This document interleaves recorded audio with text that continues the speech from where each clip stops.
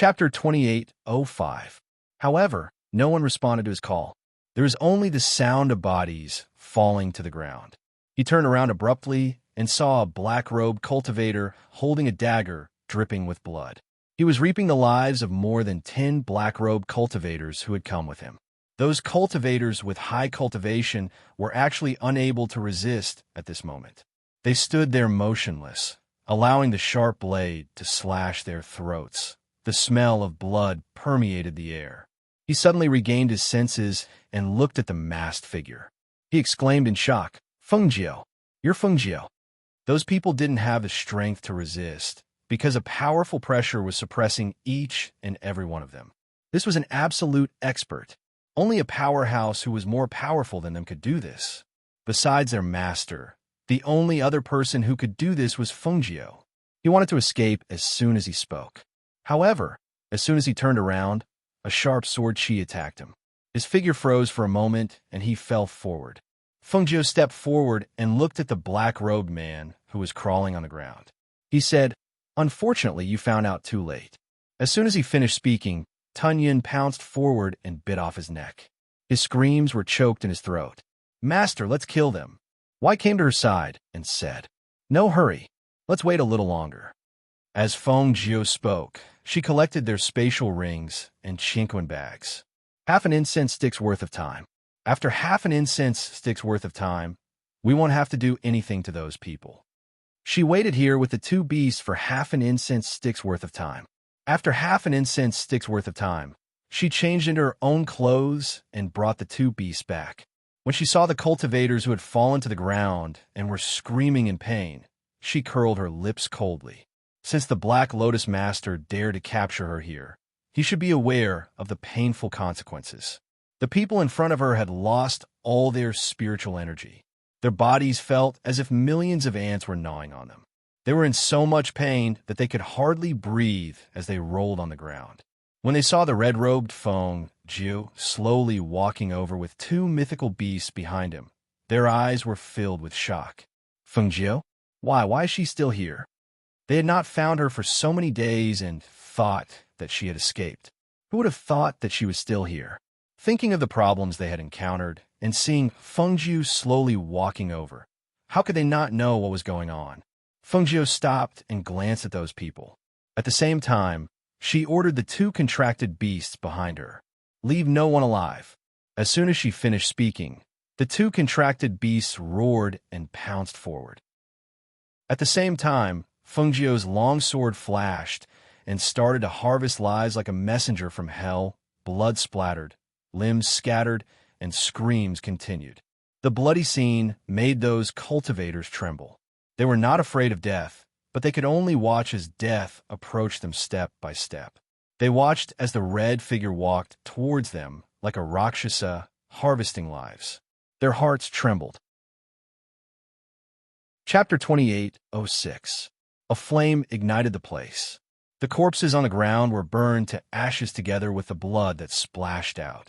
The raging fire soared into the sky. Black smoke filled the air, and the stench was overwhelming.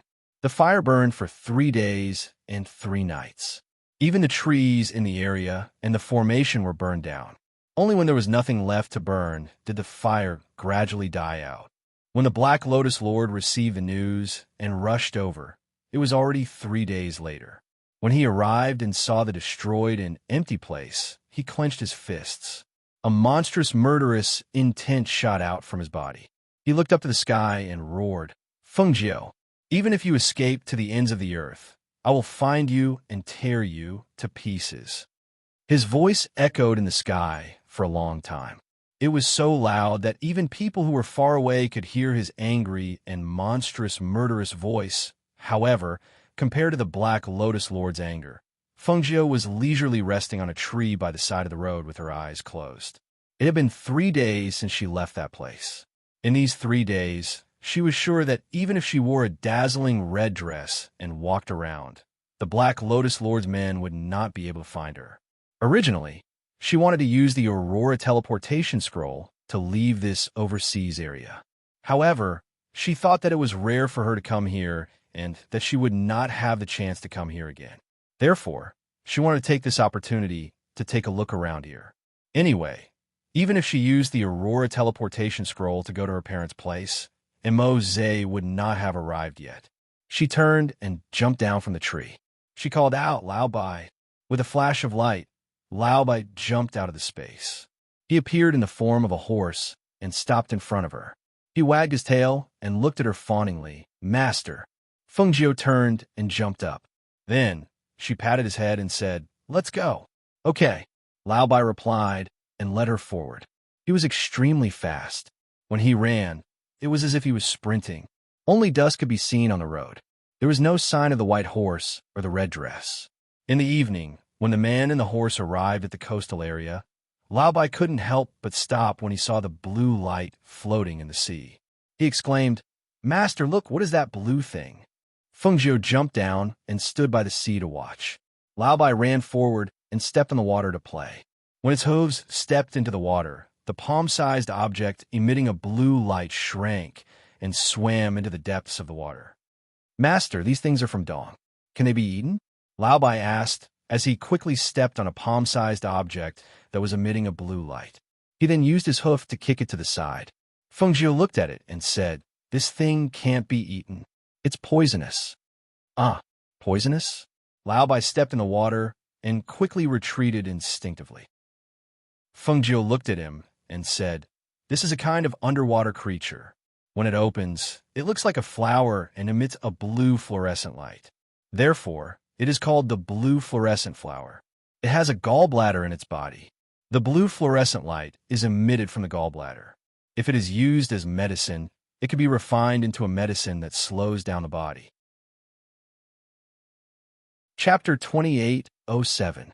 Master, are you planning to catch some? Laobai asked as he looked at the glowing blue flowers in the water. Because he had entered the water, those flowers had already moved away. There were no longer any blue fluorescent flowers where he was. I'm planning to catch some and extract their gallbladders to refine pills. As Fengjiu spoke, she walked around and set up an array. Then, she took out a silver net from her space and prepared to use this net to catch those blue fluorescent flowers. Laobai stood at the side and watched. He did not understand why she had to set up an array. Seeing that her master was taking care of things, he asked, Master, what should I do? Go and pick up some branches. I'll need them later. As Fengjiu spoke, she pointed in one direction and said, Walk out from there and enter from there. Master, why do you have to set up an array? Laobai asked as he walked. Because I don't want anyone to disturb me. Outside the array, people outside cannot see this array. As Fengjiu spoke, she took the net to the other side. She stretched out her hand and spread the silver net. Then, she retracted it and saw that the silver net caught many blue fluorescent flowers. Laobai did not ask any more questions. Instead, he did as she said and went back and forth to pick up many branches. He saw his master sitting at the side with a small table in front of her. On the table, there was a J basin that could be used to add things. It walked forward to take a look and saw that there were already many gallbladders that had been picked out and were emitting a blue fluorescent light. Since it could not do anything else, it just lay on the side and waited. As the sun went down, the night gradually darkened. It saw a luminous pearl placed in front of its master's small table. The gentle and bright light was like a full moon in the sky, illuminating the surrounding vision. Fengjiu was busy from night to day. It was not until the next morning that she took out all the gallbladders of the blue fluorescent flowers and filled 2 small basins. After tidying up the things, she took out other things.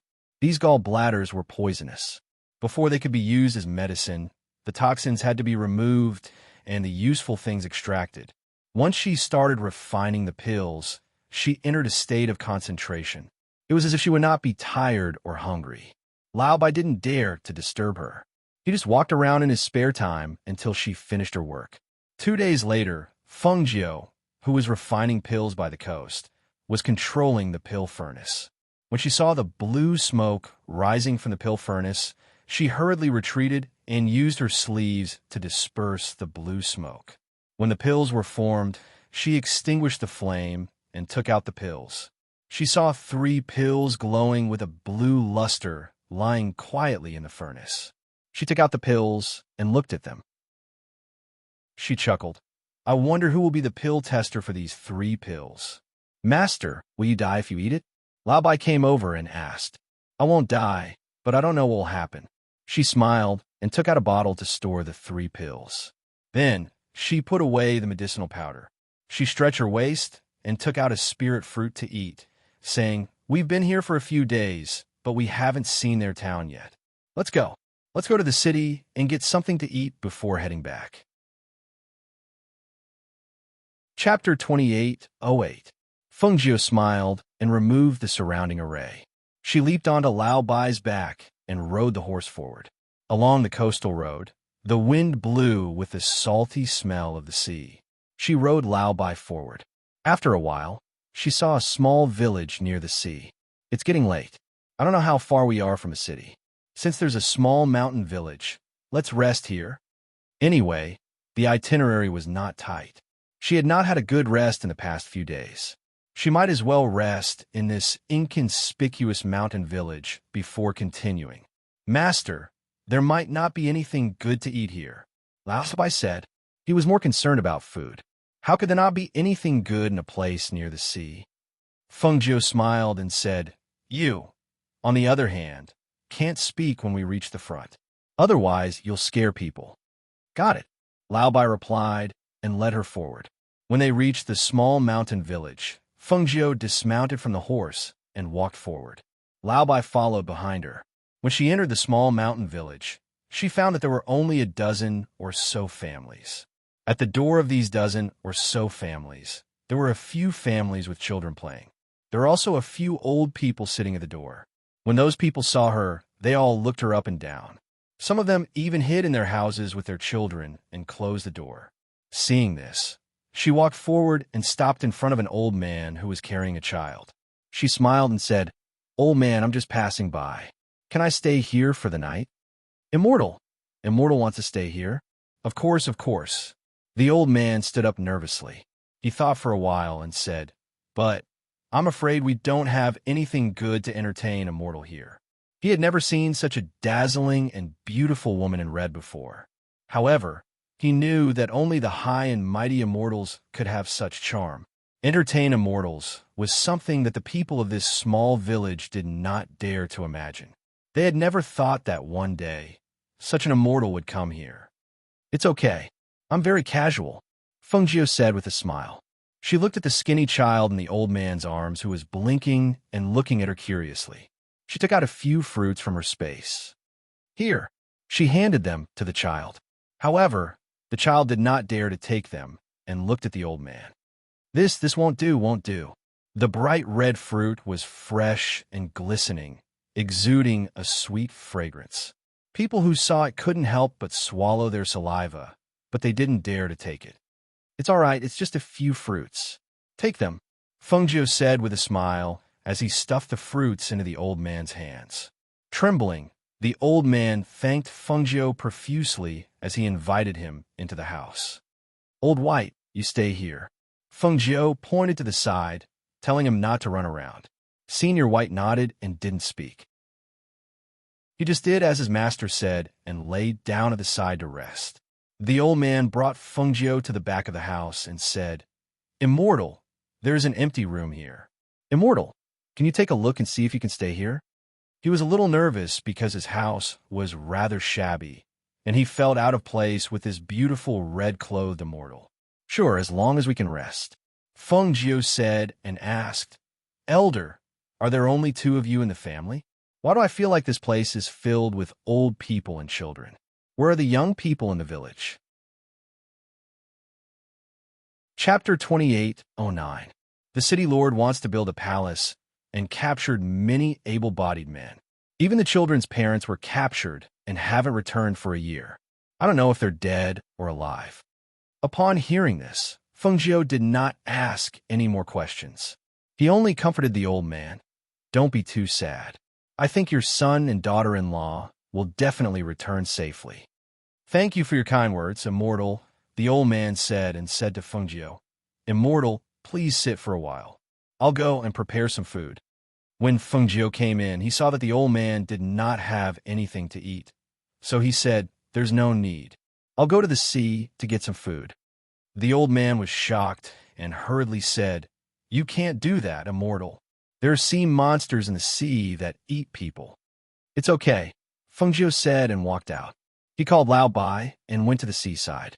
When the other old men saw him leave, they walked over and asked, "Is the immortal leaving?" "No, the immortal said that he's going to the sea to get some food," the old man said worriedly. "There are sea monsters in the sea that eat people." "That's right. Why would the immortal dare to go to the sea? It's too dangerous. Is there no food in your house?" "I still have some. Ask the immortal to come back, in case there's an accident," another old man said. "That's right. I have some too. I'll go and get it for you." Yes, I have some too." The old men held the children in their hands and said. They all expressed that they were willing to take out their food for the immortal who came to stay here. Seeing this, the old man thought for a moment and said, "Then let's go and persuade him." Hence, the old men of the dozen or so families followed behind him and shouted, "Master, they're following us." Lao Bai looked back and saw that the old men of the small village had all come. He could not help but be surprised. Fengjiu heard the voices behind him and stopped. He turned back and saw that the old men had all come. He asked, "Old men, what are you doing?" "Immortal, there are sea monsters in the sea. You can't go. An old man held the hand of a child and said, his eyes filled with fear, Last time, people from other places took a boat into the sea. I saw it. The boat capsized, and the sea monsters ate the people on the boat. Immortal, we have some food over there. If we take it out, it should be enough for you to eat your fill." Another old man said, "The sea is too dangerous. We usually don't dare to go there, and we can't go there." Hearing the old people's words and seeing them walking over with their children, some of them not even wearing shoes, she felt warmth in her heart. She smiled and said, "It's okay, really. I'm an immortal. I'm not afraid of sea monsters." Our fishing fish. What do you usually eat? We grow some sweet potatoes and wild vegetables behind our houses. That's what we usually eat. Occasionally, we go into the forest to chop some firewood and sell it in the city in exchange for some rice or other food. An old man said. Fengjiu nodded. "Okay, I understand." She looked at them and asked with a smile, "Do you want to come with me? Just watch from the seaside. Later, you can help bring some things back." Chapter 28:10. All right. Fengjiu smiled and led them to the seaside. The simple folk customs and kind hearts made this place look so beautiful. Although these people were just ordinary people, their kindness was something that many people could not compare to. When they arrived at the seaside, Fengjiu asked them to stand on the shore and not get too close. He also asked Lao Bai to stand guard at the side. Only then did he gather his chi and rush to the surface of the sea. The blue waves sparkled and rippled. Her red dress fluttered on the surface of the water. The dazzling flowers on her dress were like blooming flowers. It was so beautiful and enchanting that the old people and children on the shore could not help but be stunned. The tip of her foot lightly tapped on the surface of the water, creating circles of ripples. She looked into the water and saw some fishes and prawns swimming in the water. Thus, she condensed spiritual energy in her palm and sent it into the water. Bang! Bang, bang! The wind from her palm hit the surface of the water, causing countless splashes. The fishes and prawns in the water were splashed up and jumped in the air. With a flick of her sleeve, the fishes and prawns flew to the shore, towards the old people and children who were stunned. Fish, and prawns. So many fishes and prawns. The old people stammered, their old eyes wide open. Their faces were filled with surprise and excitement. Quickly pack them up, quickly pack them up. Ah, I forgot to bring something to pack them up. I'll go back and get it. An old man shouted and hurried back. Quickly, go back home and bring some basins and buckets to pack them up. Quickly. Some of the old people rushed back home to get things to pack them up, while some let the older children run back. It was the first time that the children had seen so many fishes and prawns. They could not help but run back home happily. These are just small things. There will be more later. Lao Bai raised his head proudly and looked at them as he spoke. This unexpected horse opened its mouth, scaring the old man standing beside Lao Bai into retreating. He pointed at Lao Bai and said, It spoke. Lao Bai glanced at them and said, Of course I can speak. I am a mutated divine beast, but my master told me not to speak so as not to scare you. When the old people heard its words, they thought of that immortal. This was the immortal's mount, so it shouldn't hurt them. Thinking of this, they gradually relaxed and collected the fishes and prawns that were scattered on the shore. Not long after, the fish and prawns on the shore were piled up into two piles, one for fish and the other for prawns. Seeing this, the elderly and children giggled happily. Perhaps Fengjiu's movements had attracted the attention of some ferocious beasts in the depths of the sea. Suddenly, a whirlpool appeared on the surface of the sea. The whirlpool grew bigger and bigger, sucking the surrounding water into the bottom of the sea. The sound of the surging sea water attracted the attention of the elders on the shore. Immortal, come back quickly. That's a sea monster. An old man shouted. His originally joyous face turned pale with fear. Hearing that, Fengjiu raised her eyebrows and looked at the huge shadow that was rolling the waves in the depths of the water. It was a shadow that was more than 10 meters long, and its figure was very huge. She saw that in the water, the tail of the shadow was swaying, and the water was surging. Chapter 28:11.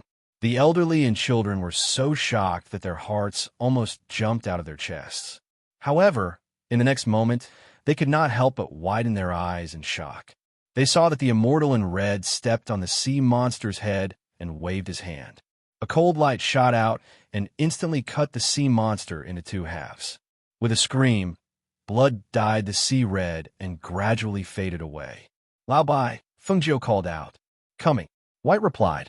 Then his silhouette flashed forward. A ray of light flashed, and he transformed from a horse into a white dragon. Then he plunged into the sea and threw the huge sea monster to the shore. Dragon, dragon. The elderly widened their eyes in shock. They did not expect that the talking horse was actually a white dragon. Bang! The huge body of the sea monster was thrown up and landed in front of the elderly. They were so scared that they all retreated. Fengjiu returned to the shore and looked at the food he caught. He said, These things should be enough to eat for a while. He smiled and said to the elderly, Put these things back. I'll take these two big guys back. Lao Bai said and ran back to the village with a piece of the sea monster's tail. In fact, this was a sea monster. Other than its huge body and 2 rows of sharp teeth, it did not look scary. However, this was a ferocious beast that had become a spirit. Naturally, it was not something that these ordinary people could deal with. The elderly came to their senses and hurriedly took the things back. As the sky gradually darkened, a large pile of food was placed in front of the house of the elderly Fengjiu. Today, we'll cook some for you to eat. You can share the rest. These fish and prawns can be dried or roasted and eaten slowly. Fengjiu said and walked to the sea monster that had been cut in two and cut it into more than 10 pieces. This is the meat of a ferocious beast from the bottom of the sea. Its meat has spiritual energy. Ordinary people can eat it and strengthen their bodies. Here are more than 10 pieces. Each family can take a piece back and eat slowly. Fengjiu gestured for them to go forward and take back the cut, ferocious beast meat. However, the crowd stood and did not dare to go forward. Immortal, these are all caught by you. How can you give them to us? I can't eat so much. Besides, I often eat these things. You can take them. Fengjiu said with a smile. He said, How about this? Find me a big pot. I'll cook tonight's meal. Hearing this, the crowd hurriedly found a big pot and began to help prepare the fish and prawns. The elders of more than a dozen families took out their own tables and put them together. Some were big, some were small, some were high, and some were low. It looked very strange, but it made everyone excited and expectant. The crowd divided the work. Some cooked the rice, some picked the wild vegetables, and some set the bowls and chopsticks. Even the children sat obediently and did not run around to cause trouble. On the stove made of simple stones, there were big pots. One was boiling fish soup, one was steaming fish, and one was frying prawns. The simple dishes were all done by Fengjiu alone. The elderly helped him by putting the dishes on plates and placing them on the table. Chapter 28:12. That night, the elderly and the children ate to their heart's content. They did not expect such a noble immortal to be able to make such delicious dishes. That night, everyone was full. They had not eaten so full in a long time. Especially after eating, they could take the food back home and eat it slowly in the future. During the meal, Fengjiu chatted with them. She knew that all the young people in the village had been captured by the city lord to do manual labor, leaving only the elderly to guard the small village. As the night deepened, Fengjiu went back to rest. Lao Bai rested outside the house until the next morning. "You don't have to send me off." Fengjiu looked at the elderly who had sent her off for a long time and said, "Go back, all of you. Immortal, take care," the elderly said and waved at her. Fengjiu smiled and jumped on a Lao Bai's back. She followed the path the elderly pointed out to the city. At noon, Fengjiu came to the city gate. When she saw the people lining up to enter the city and the city guards inspecting them, her eyes flashed and her eyebrows raised slightly. She saw that when the city guards were inspecting the people entering the city, their hands touched some women's bodies. They were inspecting them, but in fact, they were taking advantage of them. Some of the women had their heads lowered, and some had their faces flushed red. They were all angry but did not dare to speak. Some of the young people behind seemed to be used to this scene. They just watched and did not say anything. However, when the person entering the city was a female cultivator, the city guards did not dare to be presumptuous. They just looked at her and let her pass. It seemed that there was some difference in treatment. She was wearing a dazzling red dress and riding a white horse. She was very conspicuous among these people. Before she could get close, the city guards and some cultivators were already sizing her up. She did not care and did not get off her horse. Instead, she rode her horse through the city gate from the other side. The city guards did not dare to stop her. They did not even dare to ask her to get off her horse. She rode her horse into the city leisurely. Someone ran behind her to report to the city lord. After all, the red-robed female cultivator was simply too beautiful. Her beauty was enough to topple a city. Such a beauty must have come from somewhere else. Naturally, he had to report this to the city lord. "Miss, are you alone?" Several cultivators came before Lao Bai and blocked Fengjiu's path. Sitting on Lao Bai's back, Fengjiu looked down at the cultivators and asked, "So what if I'm alone?" "Haha, if Miss is alone, you can come with us. We brothers are all rogue cultivators. If you accompany us, Miss shouldn't have to worry about any danger." A man said, his small eyes sizing up Fengjiu's body. In his eyes, a trace of amazement flashed past, so fast that no one could detect it. "I'm used to being alone. It's more convenient to be alone," Fengjiu said as he let Lao Bai continue walking. When they saw this, one of the cultivators laughed evilly. "Miss, don't you know that the people in this city are all lecherous and hungry? With Miss's appearance and figure, if you don't have anyone to accompany you, I'm afraid it won't be so easy for you to leave the city." Chapter 28:13. "Hey, Mississippi." One of them stretched out his hand to pull Fengjiu, who was sitting on the horse, but he didn't expect that Senior White would turn around and raise his hoof to kick backwards.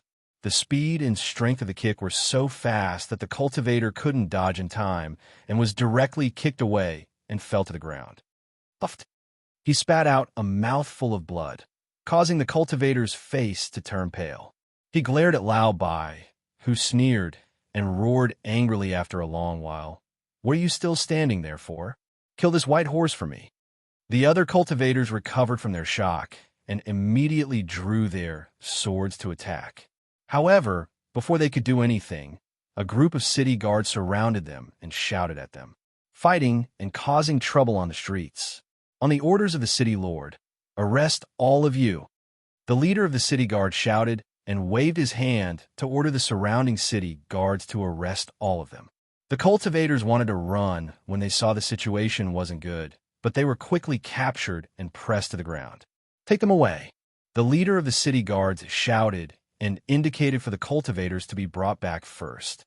Then He looked at the beautiful woman in red who was sitting on the white horse like a dazzling sun. When he saw her, a trace of amazement flashed through his eyes. She was indeed an extremely beautiful female cultivator. No wonder the city lord ordered them to immediately bring her back after receiving the news. He gathered his thoughts and stared at the woman in red. "Miss, please come with us." Feng Jiu's lips curled up slightly, revealing a faint smile. "Lead the way." Hearing this, the city guards were slightly surprised. They originally thought they would have to use force, but they didn't expect the woman in red to be so tactful. Well, it was better to be tactful to avoid suffering. Thus, some people led the way while others followed behind to prevent the female cultivator in red from escaping. They escorted and protected her to the city lord's estate. Feng Jiu leisurely rode her horse and looked at the scenery of the city. When they were about to reach the city lord's estate, she asked, "I heard the city lord of this place is building a palace?" Hearing this, the leader of the city guards couldn't help but glance at her. "That's right. May I know where the palace is being built?" she asked as her gaze fell on the city lord's estate. "It's inside the city lord manor. Miss, you'll be able to see it once you enter." As the guard spoke, he led Feng Jiu through the main entrance. When they arrived at the side entrance, he walked in first. "Miss, please." Feng Jiu raised his eyebrows. "I didn't expect the city lord's hospitality to be like this. Are you going to let me in through the side door? How impolite of you." The main entrance is usually only open for people of high status. Normally, the main entrance is not opened. The city guard said, "Really?" Feng Jiu sat on Lao Bai's back and said carelessly, "I will only go through the main entrance.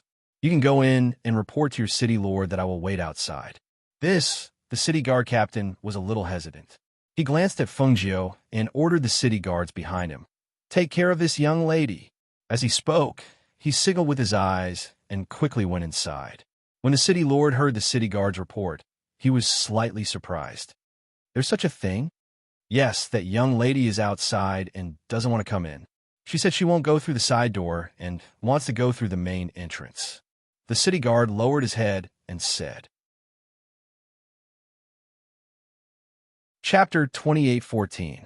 When he came outside and saw the dazzling woman in red sitting on the white horse, he narrowed his eyes and carefully sized her up. The woman's face was slightly tilted and he couldn't see her face, but the curves of her body were extremely alluring. Especially the red clothes on the white horse. They were even more dazzling. Perhaps sensing his gaze, the woman turned around and looked down at him from her horse. When he saw the woman's face, even though he had seen many beauties, he couldn't help but take a deep breath, his heart thumping wildly. He only felt that the woman in red in front of him was as beautiful as a fairy. Feng Jiu looked at the person in front of her and saw that it was a middle-aged man, dressed in brocade clothes, with a slightly fat belly. His slender eyes had a turbid color, and he was currently looking at her. She frowned slightly. This kind of person was the city lord here. "Miss, please come in." He waved his hand and signaled for people to open the door. Feng Jiu rode the white horse into the city lord's manor. She didn't dismount and just looked around. Once she entered, she saw a place that was under construction. It was just a preliminary model, and it was slightly taller than the ones here. Seeing Feng Jiu's gaze fall on the palace under construction, the city lord smiled. "Miss, are you interested in that place? Why don't I take Miss to have a look?" As he spoke, he walked over and said, "That place is the palace that this house is currently building. I plan to move in and live there in the future after it's finished." As he spoke, he looked at Feng Jiu and asked with a smile, "I still don't know Miss's name?" Feng Jiu glanced at him and said, "City Lord, how can call me Ghost Doctor?" The City Lord was startled. "Ghost Doctor?" Just as he was about to ask why she was called Ghost Doctor, he saw the white horse quicken its pace. As they got closer, Feng Jiu saw that in front of the place, there were some men in tattered clothes carrying things. Those people were all men between 20 to 40 and 50 years old. She didn't know if it was because they didn't have enough to eat or something, but they all looked very thin and weak. A woman walked out and gave water to a man to drink. When she saw the city lord and her here, she quickly lowered her head and left. Ghost Doctor, this place isn't finished yet. Actually, There's nothing to see here. Why don't we go to the front hall and sit? I'll have someone prepare some food and wine to entertain you." City Lord Hao said and made a gesture to Fengjiu. Fengjiu dismounted from her horse and said to Lao Bai, "Just stay here and don't run around." Lao Bai exhaled 2 puffs of air from his nose. He stood to the side, without moving as he watched his master leave with City Lord Hao. After they were far away, Lao Bai glanced at the people who were working, then walked in and walked around. When a horse suddenly appeared, those people couldn't help but look at each other in dismay. One after another, they avoided it, not daring to touch it. People, and the people. It was fine if it didn't speak. Once it spoke, it gave those people a fright. However, after some people heard it, they mustered up their courage and stepped forward. "You, how can you speak?" "I'm a spirit beast. Of course I can speak."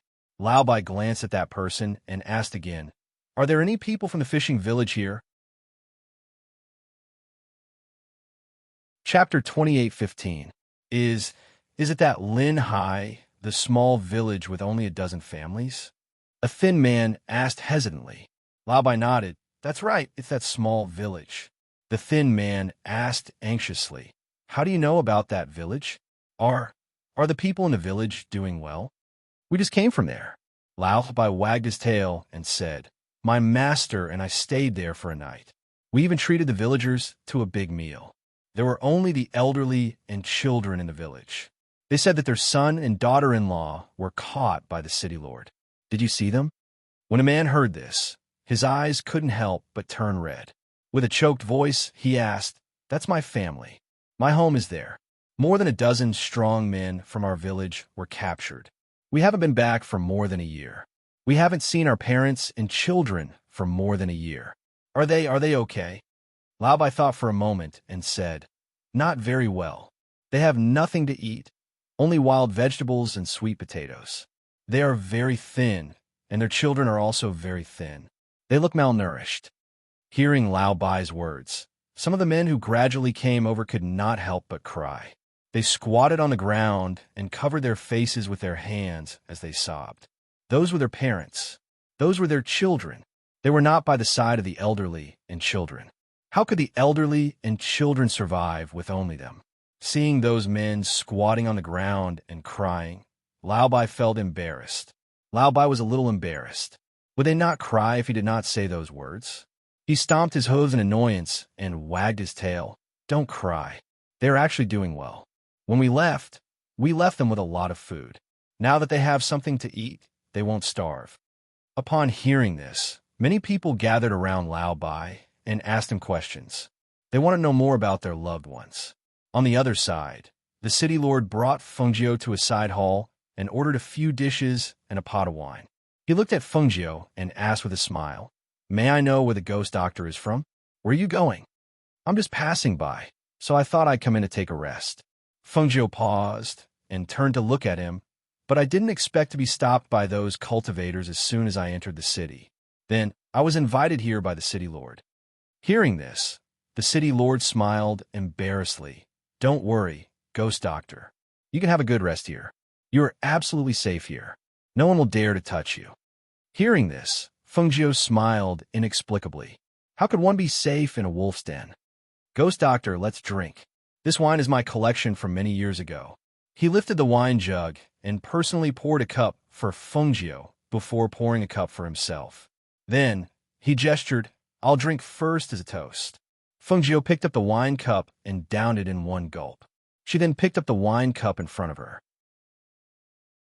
However, when she brought the wine to her lips, she couldn't help but raise her eyebrows. She put down the wine she was about to drink. The city lord who had been observing her saw her put down the wine cup and asked, "Ghost doctor, what's wrong? Could it be that the wine is not to your taste?" Fengjiu's lips curled slightly. She said with a faint smile, "It is indeed not to my taste when it is mixed with ecstasy powder." Chapter 28:16. Seeing the absolute beauty sitting in front of him playing with the wine cup, the city lord's eyes flashed and his face suddenly sank. He slammed his hand on the table, and with a loud bang, he also stood up. He looked at Fengjiu and asked in a deep voice, "Could it be that the ghost doctor doesn't want to give this house some face? So you won't even drink this wine and say that this wine is mixed with some ecstasy?" Fengjiu raised his eyebrows and leisurely said, "So what if that's the case? Could it be that the city lord wants to make a move against me? Entering my place, could it be that the ghost doctor thinks that you can still walk out?" He gave a cold snort and narrowed his turbid eyes as he stared at her. Fengjiu gave a soft laugh. "Does the city lord think that the two words ghost doctor are just words? Do you know what these two words represent?" She stood up, and her clear eyes narrowed as a cold light flashed. "You want to have ideas about me? You're not qualified." As soon as the voice came out, a strong pressure came out. That pressure that was above his was like a mountain pressing down on him, causing him to kneel down with a plop. Pong! The sound of his knees hitting the ground rang out. In an instant, the city lord's face turned pale and cold sweat poured out of his forehead. He looked at the red, clothed woman in front of him with a face as cold as ice. How could there be any desire in his eyes? There was only fear and panic. His knees were trembling. That sudden attack that caused him to kneel down had caused his knees to bear all the force. It was so painful that his tears almost fell. What made him want to faint was that the ghost doctor's strength and pressure in front of him. Why was she so strong? Damn it. How could there be a strong person in this world who would purposely hide their strength? In this world, there were people who wished that they could show their strength to the world. How could there be someone like her, clearly having heaven-defying strength, but hiding it? "City Lord, what are you kneeling for?" Fengjiu's voice was neither fast nor slow, but it scared the city lord so much that he didn't dare to raise his head. I have eyes but failed to see. I have offended you. Please forgive me." He stuttered, his voice trembling. He felt that the pressure on his body had not moved away, making it difficult for him to speak. "What do you think would happen if the city lord was replaced?" Fengjiu asked. "Sir, I'm sure there are many people in the city who want to pull you down. If one of the clans in the city is supported, they will probably do better than you. Don't you think so?" Fengjiu asked with a smile. He opened his mouth, but no words came out. With her strength, if she killed him and promoted the patriarch of a clan to become the city lord, that clan would probably be overjoyed thinking of this. He couldn't help but become anxious. "Honored one. Ghost Doctor, I'll change, I'll definitely change. It's too late." As she spoke, she flicked her sleeve, and the kneeling city lord fainted and fell to the ground. Seeing this, Fengjiu calmly retracted his gaze and called out, "Men." The city guards outside heard the call and came in to take a look. When they saw their city lord on the ground, their faces changed. "City lord, what happened to the city lord?" Chapter 28:17. When the city guard saw this, he couldn't help but be slightly surprised. Why was the city lord drunk? Why was this lady still here? She was not leaving, but wanted to stay? What are you waiting for? Fengjiu frowned and glanced at him coldly. Yes, that city guard responded, and together with another person beside him, helped the city lord up and sent him to the backyard. Fengjiu walked out and called for Lao Bai with his divine sense. Then, one man and one horse walked out of the gate and went to the main street. She went to a tea house and ordered a pot of tea and some snacks. When the waiter was about to leave, she called out to him, "Waiter, I want to ask about something." The waiter was stunned and asked, "What do you want to ask about?" Fengjiu took out 2 gold coins and put them on the table. "I want to know how many families there are in this city. Among these clans, which one had the best family traditions? Tell me what I want to know, and these gold coins are yours." The waiter couldn't help but be delighted when he heard this. This was something that everyone in the city knew, so it wasn't a secret. Thus, he roughly told Fengjiu about the various clans in the city. The Hong family has the best culture. However, the old master of the Hong family suddenly fell ill last month and could not move. Because of this, the other families want to take this opportunity to squeeze the Hong family out of the ranks of the big families. If the Hong family did not have the support of the Hong family, they would have been pushed aside by the other families and become a third-rate family. Hearing this, she gestured for him to leave. When the waiter saw this, he He stepped forward and took the 2 gold coins. After thanking the waiter, he left. She sat in the tea house for a while, drank a cup of tea, and ate a few pieces of refreshments before leaving. She went to other places and inquired, and the information she obtained was the same as what the waiter had said. Once she entered, she brought Lao Bai with her to the Hong clan. Killing the city lord directly would only cause chaos. The best way to solve the problem once and for all was to find someone who could bear the burden. The Hong family was undoubtedly the best choice. When Feng Jiu arrived at the door of the Hong family, the guards at the door saw her and asked, "Who are you looking for?" "I'm looking for your master," Feng Jiu said. Seeing that the 2 guards were looking at her seriously, they did not dare to look at her impudently, even though they were stunned by her beauty. "How should I address you? Why are you looking for our master?" the guards asked. They had to know the reason before they could go in and report. After all, it was not some unknown person who could meet their master just because she wanted to. Hearing this, Feng Jiu smiled and said, "I heard that the old master of the Hong family fell ill. I'm skilled in medicine, so I came to take a look." Hearing this, the 2 guards looked at each other and said to wait a moment. One of them quickly walked inside and went in to pass on the message. In the Hong residence, Master Hong was leading a few doctors into his father's courtyard when he heard the housekeeper walking quickly and whispering in his ear. "A woman?" Master Hong frowned slightly. Even if a woman knows medicine, how good can she be? Let her leave. Chapter 28:18. The steward didn't chase her away immediately after hearing his words. Instead, he hesitated for a moment and said, "Master, that lady doesn't look like an ordinary person. Her aura is extremely extraordinary. She's different from the people I usually see." He was the steward of the residence and had seen many people. Just now, when the guard came to report, he went to take a look before coming in to report. The lady outside the door didn't look very old, but her face was as beautiful as a fairy. Her red dress was as dazzling as the sun. Especially her aura. It was unforgettable. With his eyes that had seen countless people, that lady was definitely not an ordinary person. Hearing the steward's words, Master Hong paused for a moment, then invited her to the hall. "I'll be there in a moment." "Yes," the steward responded and walked out. Feng Jiu was invited into the residence. She sat in the hall and drank tea. After waiting for about half an hour, she saw a middle-aged man walk in with his hands behind his back. She sized him up and saw that he was dressed in brocade clothes and had his hands clasped behind his back. His imposing aura was very intimidating. Seeing that the butler was following behind him, Feng Jiu knew that this person should be the patriarch of the Hong clan. "May I know where you're from? Do you have a pharmacist badge?" Master Hong walked in and asked. After seeing this lady, he finally knew why the steward said that she was extraordinary. Her aura was indeed extraordinary. Hearing this, Feng Jiu's lips curled up slightly. She took a sip of tea and put down the teacup in her hand. "I'm just a passerby. Why does Master Hong care where I'm from?" "Master Hong only needs to know that I can cure your father." When Patriarch Hong heard this, he was a little surprised. Just as he was about to say something, he saw the woman in front of him take out a pharmacist badge and an alchemist badge from her sleeves and put them on her chest. When he saw the ranks of the 2 badges, he couldn't help but widen his eyes. This, did he see wrongly? "May I know if this qualifies?" Feng Jiu asked.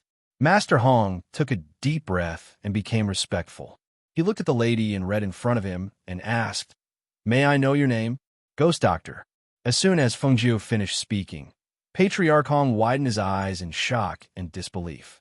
"Ghost Doctor Feng Jiu? Are you that Ghost Doctor Feng Jiu?" Hearing this, Feng Jiu raised his eyebrows. Patriarch Hong knows about this? How come she didn't know that the people here knew about her? I know. Patriarch Hong was pleasantly surprised and shocked at the same time. He said repeatedly, "I didn't know it was the Ghost Doctor." Truly lacking in manners. If there is any disrespect, I hope the Ghost Doctor will not take offense. As he spoke, his face was full of smiles. "I've been to the upper continents and heard of the Ghost Doctor's great name, but I've never been able to meet you." Feng Jiu nodded. "I see. I was thinking that if the doctors here couldn't cure my father, I would bring my father there to seek treatment from the ghost doctor. I didn't expect to meet the ghost doctor here. It's really my Hong family's fortune. My Hong family's fortune. Seeing this, Feng Jiu smiled and said, "Since that's the case, I'll tell you the reason why I'm here today, so that Master Hong can be mentally prepared." Chapter 28:19. That's only one of the reasons. There's another reason, Feng Jiu said, looking at him. I want to help your Hong clan to become the city lord of this city. Hearing this, Patriarch Hong was shocked. I'm afraid it doesn't sound right. If my Hong clan becomes the city lord, I'm afraid that the other clans in the city will be the first to oppose it. Moreover, in terms of strength, my Hong clan isn't the strongest. That's why I cured your father, Feng Jiu said, looking at him. If your father recovers and his strength increases, do you think that with his support, we will still be afraid of the other clans? Hearing this, Patriarch Hong hesitated, looking at Feng Jiu, asking, I want to know, why did the ghost doctor do this? She was just a passerby. Why would she help the Hong clan to become the city lord and give him such a chance? Others didn't know, but he had heard of the ghost doctor's abilities and knew that she could do it. There's no other reason. Firstly, the city lord offended me. Secondly, when I passed by a small fishing village, there were only old people and children left. Their daughters-in-law were captured and brought to the city lord's mansion to work as coolies, so I wanted to help. Her voice paused and said, the most important thing is that the city lord is immoral and unworthy of being the city lord. She didn't intend to find trouble with the city lord when she entered the city, but who knew that he would lead her to the city lord manor and even wanted to make a move on her. Since that was the case, then don't blame her for being impolite. Hearing this, Patriarch Hong knew the reason. He thought for a while and said, then I'll ask the ghost doctor to treat my father. He cupped his hands and bowed deeply to her. Feng Jiu stood up. Lead the way. Ghost doctor, this way, please. He personally led the way, bringing her to the backyard, to his father's courtyard, and pushed open the door to enter the room. Feng Jiu came to the bedside, looking at the skinny old man lying on the bed, and asked, how long has this situation been going on? It's been more than a month, and he hasn't been able to eat for more than a month. We can only feed him liquid food, but my father isn't unconscious. He's conscious, but he can't wake up or move. Patriarch Hong said from the side. Hearing this, Feng Jiu went forward to check his pulse and carefully checked his body and said, it's caused by the reverse flow of blood, but it's not a big problem. As long as the blood is blocked, it will be fine. As she spoke, she took out the silver needles. Patriarch Hong Master, who was at the side, was overjoyed. Seeing her take out the needles, he didn't disturb her and only stood quietly. He stood to the side and watched her. Feng Jiu pierced his acupoints with silver needles and used her spiritual power as a supplement to dredge his blocked qi and blood. This problem was not difficult for her, but for many doctors, even if they knew the illness, they would not know where to start. As time passed, she pulled out the silver needles and took out a bottle of nutrient solution and handed it to Patriarch Hong. Feed this to your father. It's a spiritual liquid. It can nourish his internal organs and have a restorative effect. Patriarch Hong took it and asked, Ghost doctor, my father, when will he wake up? Tomorrow morning, Feng Jiu said. Hearing this, Patriarch Hong was overjoyed and quickly thanked her. Thank you, ghost doctor, thank you. All right, I'll leave first. When he wakes up tomorrow, you can come to the City Lord Manor to find me. Chapter 28:20. I live over there, she said. Seeing family head Hong's worried expression, she smiled. I forgot to say that City Lord is still lying down, drunk from drinking. I don't know when he will wake up. Hearing this, family head Hong smiled. That's good. When my father wakes up tomorrow, I will go to the City Lord's mansion to find the ghost doctor. Saying this, he personally sent her out. Once Feng Jiu left, family head Hong was preparing to go back when he saw his wife walking out. Master, Madam Hong called out and came to him. That lady left. I just sent her out. Family head Hong said with a smile. There was an unconcealable expression on his face. The joy on his face made Madame Hong slightly surprised. "Master, what is that lady's background?" "Her? She has a great background. Our Hong family is really lucky this time." He laughed loudly and said, "I will tell you in detail tonight. Let's go. Now we will go see Father." The ghost doctor left a bottle of spirit liquid for Father to drink. The two talked as they walked, their figures gradually fading away. Fengjiu, who left the Hong residence, returned to the city lord's mansion. She seemed to treat this place as her home, entering and leaving freely. However, when she just entered the city lord's mansion, she saw a beautiful woman in gorgeous clothes and two young men in front of her. Behind them, there were a few city guards. "Capture this vixen, beat her to death," the beautiful woman shouted, pointing at Fengjiu and scolding.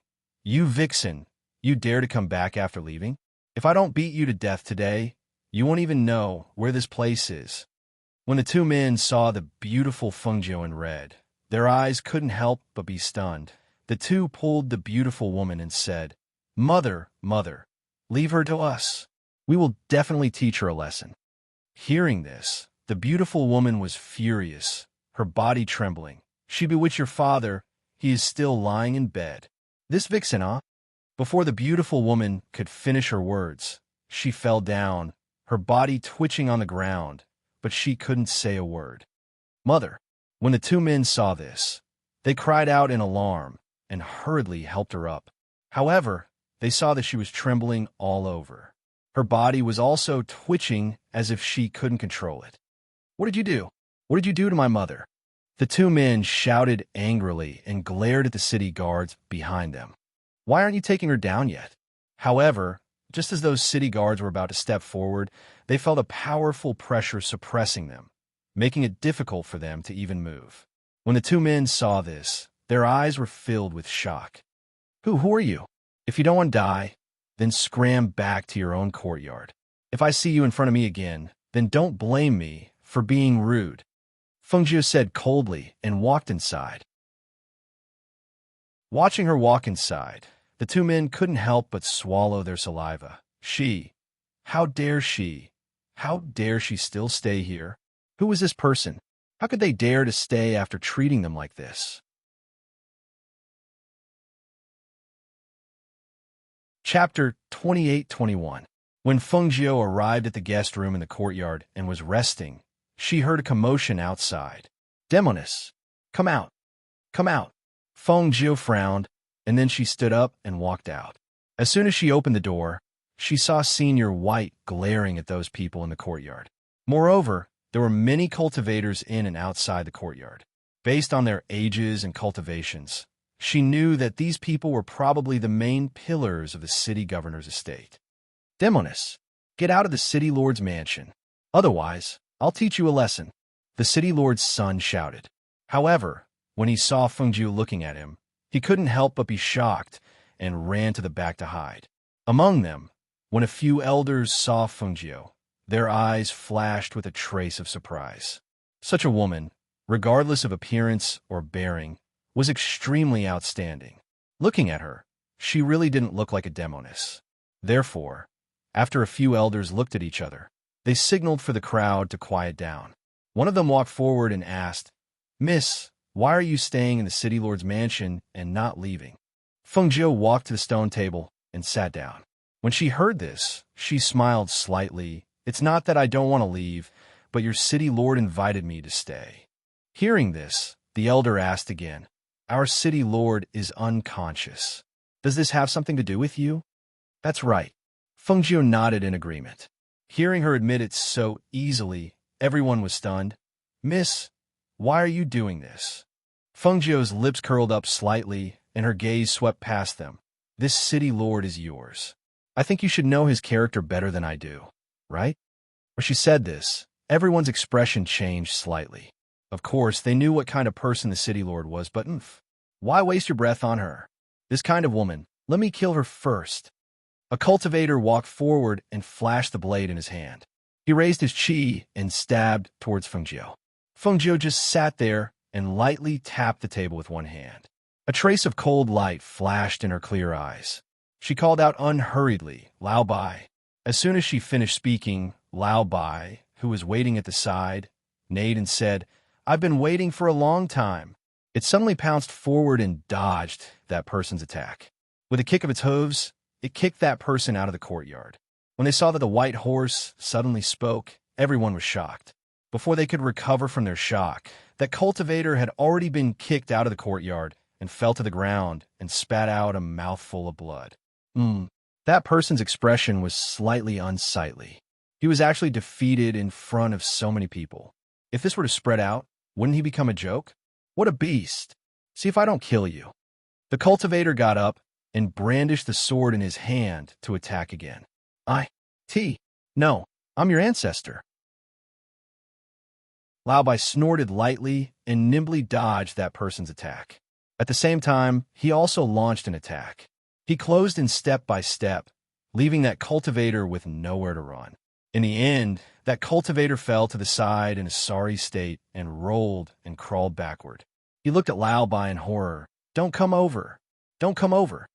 This is a mutated beast? An elder said with a serious expression. He stared at Lao Bai for a while and said, I'm afraid it's a mutated beast at the divine beast level. Chapter 28-22. Sacred Beast? Everyone's hearts trembled. This horse was a sacred beast? Then this lady in red. For a moment, many people started to hesitate. From the moment they had arrived here, this girl had not been afraid at all. She did not even make a move. This horse was a sacred beast. They were afraid that the owner of this horse was not weak either. However, the other party's power must have been concealed by her. Otherwise, there was no reason why they could not see her true power. Miss, what do you want to do? The old man looked at Fengjiu and asked, not daring to make a move. Remove your city lord and find someone to replace him. Fengjiu directly stated her plan. Looking at their slightly changed expressions, she smiled lightly. You can object, but your objection is invalid. Miss, you're meddling too much. No matter how strong you are, do you think that you could defeat all of us here? Hearing that, Fengjiu smiled lightly. No, I am giving you a way out. She looked at them and said, just based on the fact that your city lord dared to capture me, the other party drugged me and had thoughts of offending me, it is not too much to destroy your entire city lord's palace. The old man and the others' expressions changed slightly. They did not speak, only frowning as they looked at her. The few guest chamberlains behind her couldn't help but jump out. What an arrogant woman! We want to see what kind of ability you have. How dare you say such words? You want my master to make a move? You're not qualified, Lao Bai said, snorted, and prepared to step forward. Lao Bai, stay at the side. As Feng Nine spoke, she stood up and flicked her red clothes, saying, all right, I'll show you what I'm capable of. As soon as she finished speaking, her red figure flashed, and she rushed toward them as fast as a ghost. The few guests only saw the red figure flash before their eyes. Just as they were about to make a move, one of them screamed, then fell to the ground, twitching. Before the first person could scream, another screamed. The continuous screams, and the few people who fell to the ground, caused the surrounding people to take a step back in shock. They looked at the red figure who had retreated back to the stone table and sat down, their eyes filled with obvious fear. Hiss! The few people on the ground were still screaming. At this time, their robes were drenched in sweat. Some of them were rapidly aging, and some of them were becoming skinny. Their spiritual auras were destroyed, and their cultivations disappeared in an instant. They fell from a high and mighty expert to the ground, and became weaker than an ordinary person. Several powerful guests had their cultivation crippled in an instant. Moreover, they didn't even manage to touch a corner of her clothes. One could imagine how powerful the other party was. Seeing this scene, the few old men took a deep breath. At this moment, they finally believed that this woman in red had the ability to destroy the city lord's mansion. After much consideration, the few old men discussed for a while, then waved their hands at the frightened cultivators behind them. You all can leave first. Yes. Those people who couldn't wait to leave quickly took the few people on the ground and quickly retreated outside. After they left, the elders asked, "May I ask, who do you want to be the lord of this city?" Chapter 28-23.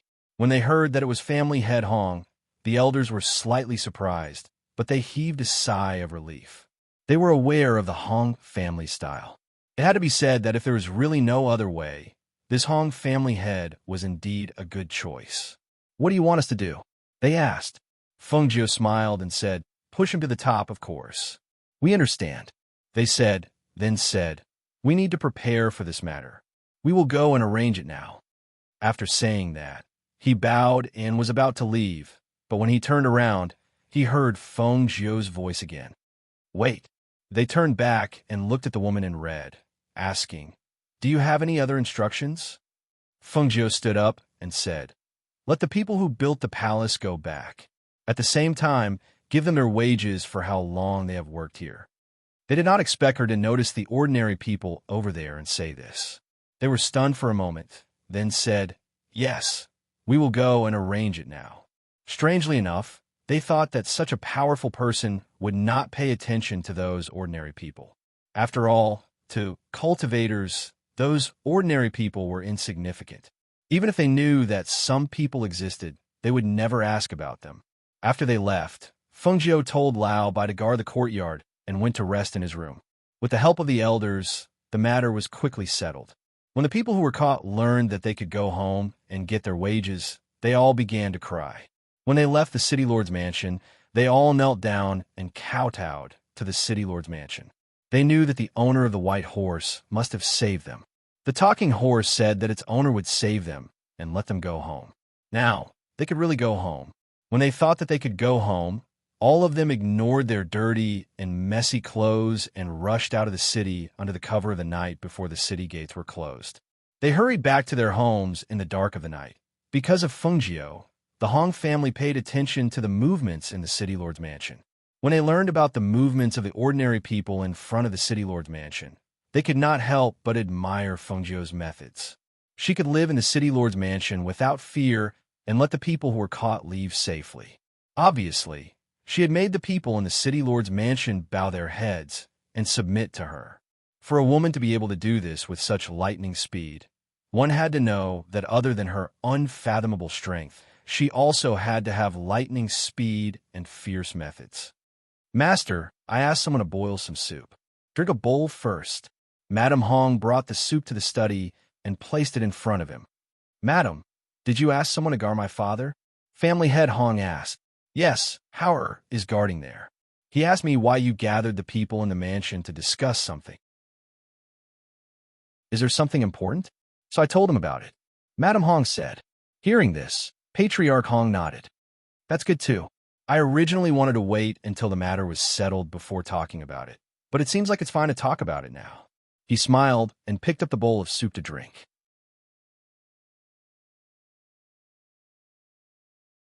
Chapter 28-24.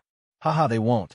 Patriarch Hong smiled and said, "From the news I just received, the people in the city lord's manor should have already bowed to the ghost doctor. I think the other aristocratic families should have more or less received the news. After all, the people who were caught by the city lord have already been released." In the Hong manor, Patriarch Hong and his wife were talking about this in the study. The other aristocratic families also received some news, as Patriarch Hong had guessed. Did something happen in the city lord's manor? Why did they say that the people who were caught by the city lord have already been released this evening? An old man asked. A middle-aged man said, "I've already sent people to find out. They should be back soon." As he said that, a man walked in quickly. "Patriarch, I've already found out the news." "Speak." The middle-aged man gestured. Early this morning, a woman in red, riding a white horse, was brought into the city lord's manor. It said that the city lord is now unconscious. The city lord's wife was tampered with because she offended the woman in red and can't speak. A few of the guests in the city lord's manor have been disabled. Now, those few elders and some of the managers in the city lord's manor have already bowed to the woman. The people in the hall were surprised. Bowed to the woman? To a woman? Yes.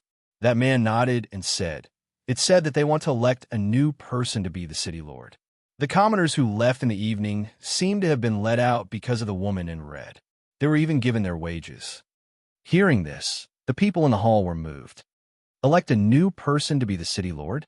Once the castellan falls, only those elders in the castellan's mansion have the ability to be castellan. However, those elders are too old, I'm afraid. The man who was reporting had a strange expression.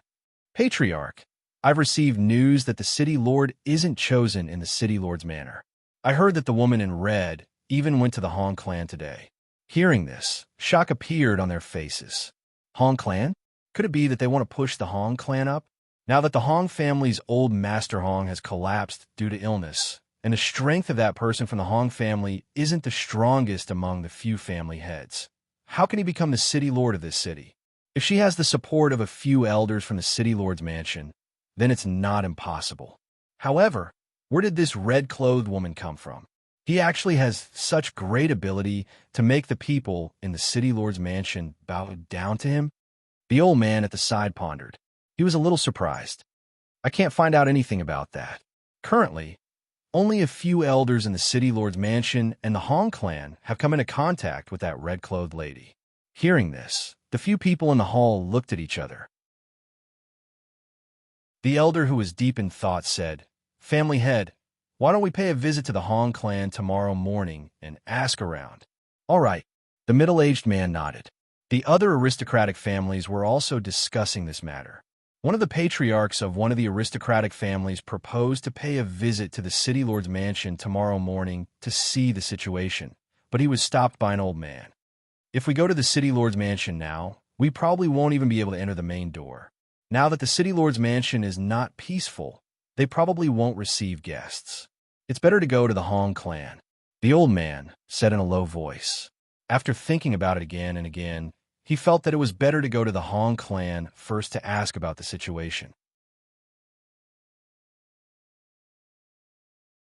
Chapter 28-25. Compared to the other aristocratic families, the members of the Hong clan were filled with laughter in the early morning. They were overjoyed because their great master, who had been in a coma for a long time, had finally woken up. He could already raise his hand slightly. Compared to the time when he was in a coma and unable to move, this was great news for the Hong clan. In the old Master Hong's courtyard, "Father, that's how it is. Now that you've woken up, I'll make some preparations to go to the city lord's manor to look for the ghost doctor." Patriarch Hong said with a smile as he looked at his father, who was lying on the bed. "Okay, go ahead. This is a rare opportunity for our Hong clan. It's also the good karma that we've accumulated. Otherwise, such a good thing wouldn't have happened to our Hong clan." Although old Master Hong had woken up, his voice was still very weak. But even so, his words were very clear. "Yes, I know." Patriarch Hong instructed his men to take good care of the old master. Then, he got up and left the courtyard. After returning to the main courtyard to make some preparations, he brought a few people out and went to the city lord mansion. Not long after he left, the other aristocratic families also came to the Hong clan at the same time. When a few patriarchs met in front of the door, they all smiled tacitly. "You're early, everyone. Haha, Brother Chun is early too. Looks like we're all the same." As they chatted, they saw that everyone had arrived and entered together. However, when they sat in the hall for a while and waited for Patriarch Hong to arrive, they saw that it was an elder of the Hong clan. "Patriarchs, I'm really sorry." The great elder of the Hong clan smiled and cupped his hands. "You've come at the wrong time. My patriarch left early in the morning. He'll probably be back later." Hearing this, their expressions changed slightly. They asked, "Where did Patriarch Hong go? When will he be back?" Patriarch went to the city lord mansion. He only said that he'll be back later, but he didn't say when. The great elder of the Hong clan smiled and said, "If you have nothing to do in the mansion, you can wait here. If you have something to do, you can find another time to come back." They looked at each other and said, "Since that's the case, let's wait here." "All right, please have a seat. I'll have the servants bring some pastries over." He nodded slightly and walked out. While he was gone, several people in the hall began to discuss among themselves. "He went to the city lord's mansion early in the morning. I think he went to see that red-clothed woman." "Yes, that should be the case." If you want to see her, he should be back by noon at the latest. Since you're here, just sit here and wait. That way, I won't have to make another trip." While they were talking, the elder outside walked back in. He sat at the bottom left, drinking tea and chatting with them. After all, even though the patriarch wasn't here, he still had to entertain the guests and couldn't be rude. On the other side, Patriarch Hong, who had arrived at the city lord's mansion, was invited in. As soon as he was invited in, another patriarch who saw him enter also wanted to enter, but unexpectedly, he was stopped outside and was unable to enter. Even that person from the Hong clan went in. "Why can't our patriarch go in?" A middle-aged man said unhappily. Patriarch Hong is an important guest who has been ordered by the higher-ups to be invited in. As for the others, they are not allowed to enter the city lord's mansion. The city guard said in a deep voice. He didn't let them in, but asked them to leave quickly. Chapter 28-26. In the Hong family, everyone was slightly surprised when they learned that another guest had arrived. They looked outside and saw a family head bringing people into the hall. "Haha, I didn't expect family head you to come too." "Family head you? Where did you come from?" Seeing that several patriarchs had gathered in the Hong family's living room, Patriarch Yu was slightly taken aback. He stepped forward and said, "You're all here early. I just went to the city lord residence and didn't expect to see Patriarch Hong enter. I wanted to follow him in, but I was stopped by the city guards. They told me not to enter without permission." As family head Yu spoke, he flicked his sleeves and snorted. "What arrogance! He actually refused to let me in." "Ah, so family head Yu went to the city lord mansion. No wonder, no wonder." One of them laughed out loud and shook his head. "There's no hurry. We also want to see Patriarch Hong. Since we can't enter the city lord mansion, it's the same for us to wait here. Since we're all here today, I believe that Patriarch Hong will definitely answer our questions on account of so many of us." As they spoke, the Hong family elder drank tea at the side and didn't interrupt. He just listened quietly.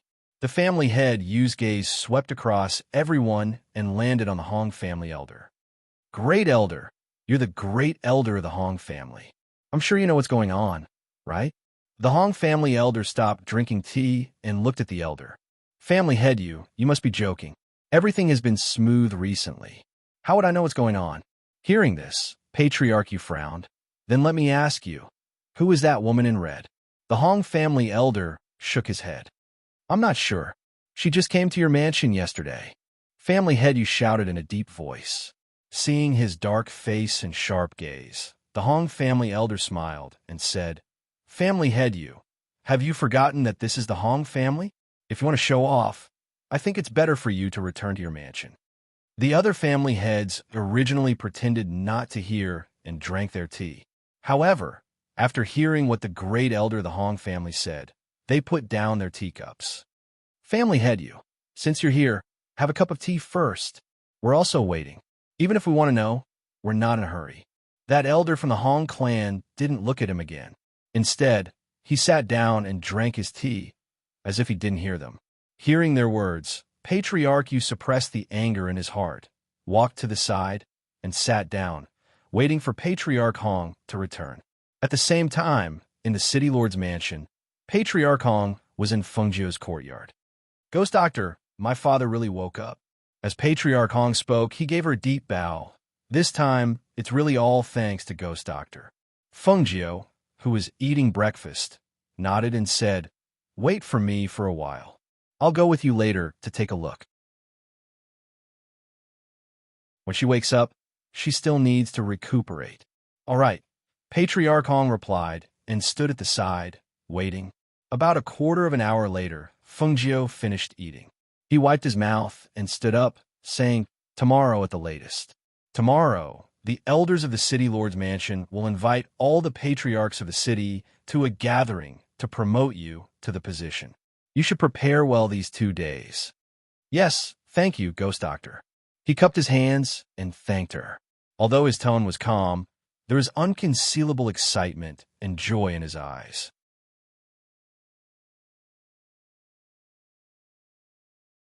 Chapter 28-27.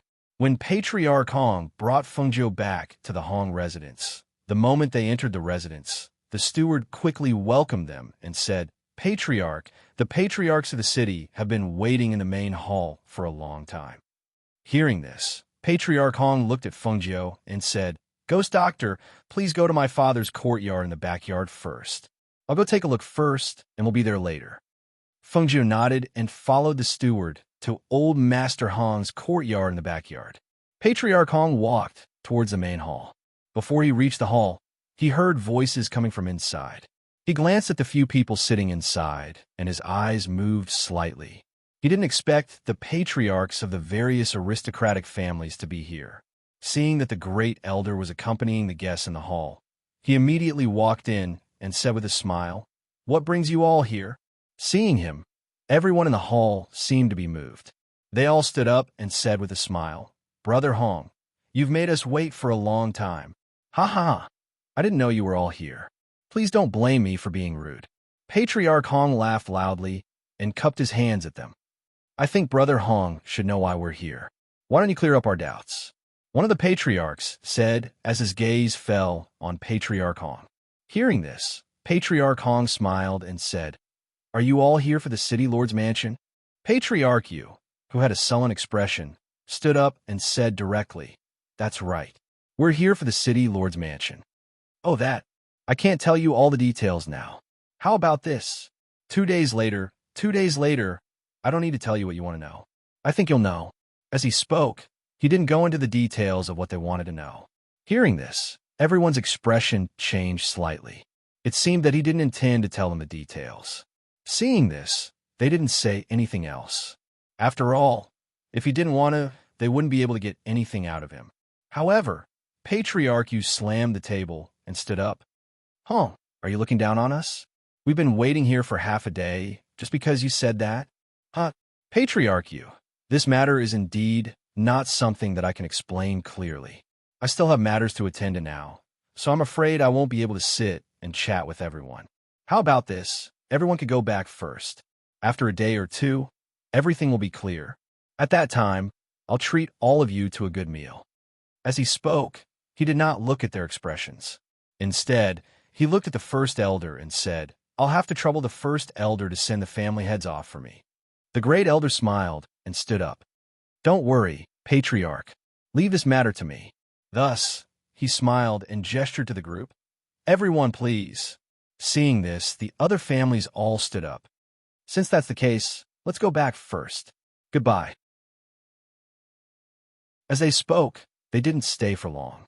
Instead, they cupped their hands and walked out.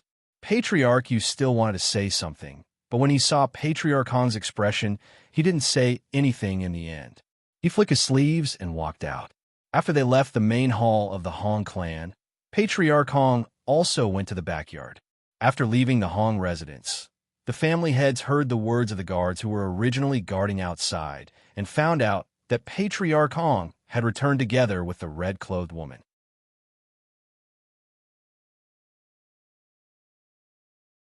Chapter 28:28. When he heard that the lady in red was also in the Hong residence, Patriarch Yu's face darkened. He snorted angrily and immediately walked back, intending to enter the Hong residence again to find out more about the lady in red. However, he did not expect that he would not be able to enter the Hong residence after he had just exited. Seeing that he was blocked outside, he snorted and flicked his sleeves. "I want to see who exactly this lady in red is." He did not leave, but waited in the carriage parked outside the Hong residence, intending to wait here for the lady in red to come out and clarify things. When the others saw this, they laughed and said, "Patriarch Yu, why do you have to do this? We already said that we will know in 2 days. Why wait here?" "That's right. Look, it's almost noon now, and the sun is shining brightly. Why wait here?" The few of them laughed as they tried to persuade him, who knew that he wouldn't listen and insisted on waiting here. Seeing this, the few of them looked at each other, shook their heads, and left first. Hong residence. When she arrived at the Hong residence's backyard, Fengjiu entered Old Master Hong's room. When she entered the room, she saw Old Master Hong on the bed staring at the ceiling, deep in thought. No one knew what he was thinking about. The housekeeper who came with him called out softly, "Old Master, the ghost doctor is here." Hearing this, old Master Hong came back to his senses. He looked at the lady in red standing by the bed and secretly sized her up. This is the ghost, Dr. Fengjiu. Her red dress was dazzling. Her face was beautiful, and she had the aura of a superior. No matter how one looked at it, she was definitely not an ordinary person. Ghost Doctor, forgive me for not being able to get up to greet you, he said apologetically. Fengjiu smiled and gestured with her hand. It's okay, old Master Hong can just lie down. She walked to the bedside and sat on the chair that the housekeeper had brought over. She said to old Master Hong, "Let me take a look at old Master Hong." Hearing this, old Master Hong said, "Thank you." Then he reached out his hand. Fengjiu reached out and placed her hands on the old man's skinny wrists. After carefully checking his pulse, she asked about his physical condition. After a while, she withdrew her hands and said, "Let me do the acupuncture for the old master again. Later, I'll prescribe some more medicine. She'll be fine after taking it for 2 days." Hearing this, old Master Hong showed a grateful expression. This time, it's all thanks to the ghost doctor. If it weren't for her, I'm afraid my old bones would have to be like this. Fengjiu just smiled. He took out a silver needle from the space and performed acupuncture on him again to dredge the blocked blood flow. After a while, she put away the silver needles and went back to the table to write down the prescription. At the same time, the Hong family members also came into the room. "Ghost Doctor, how is my father today?" he asked, looking at the ghost doctor who was writing a prescription on the table. "He's fine. This is the prescription. After picking the medicine, he'll be fine after drinking it for 2 days." Fengjiu said, handing over the prescription she had written. Seeing this, old Master Hong hurriedly took it with both hands. He said gratefully to Fengjiu, "Thank you, Ghost Doctor. I've asked the kitchen to prepare some good food and wine. Please, Ghost Doctor." Before he could finish, he was interrupted by Fengjiu. "No need. I still have to go back to the city lord's manor to arrange some things. I won't be staying here for long. At most, I'll be leaving in 1 or 2 days."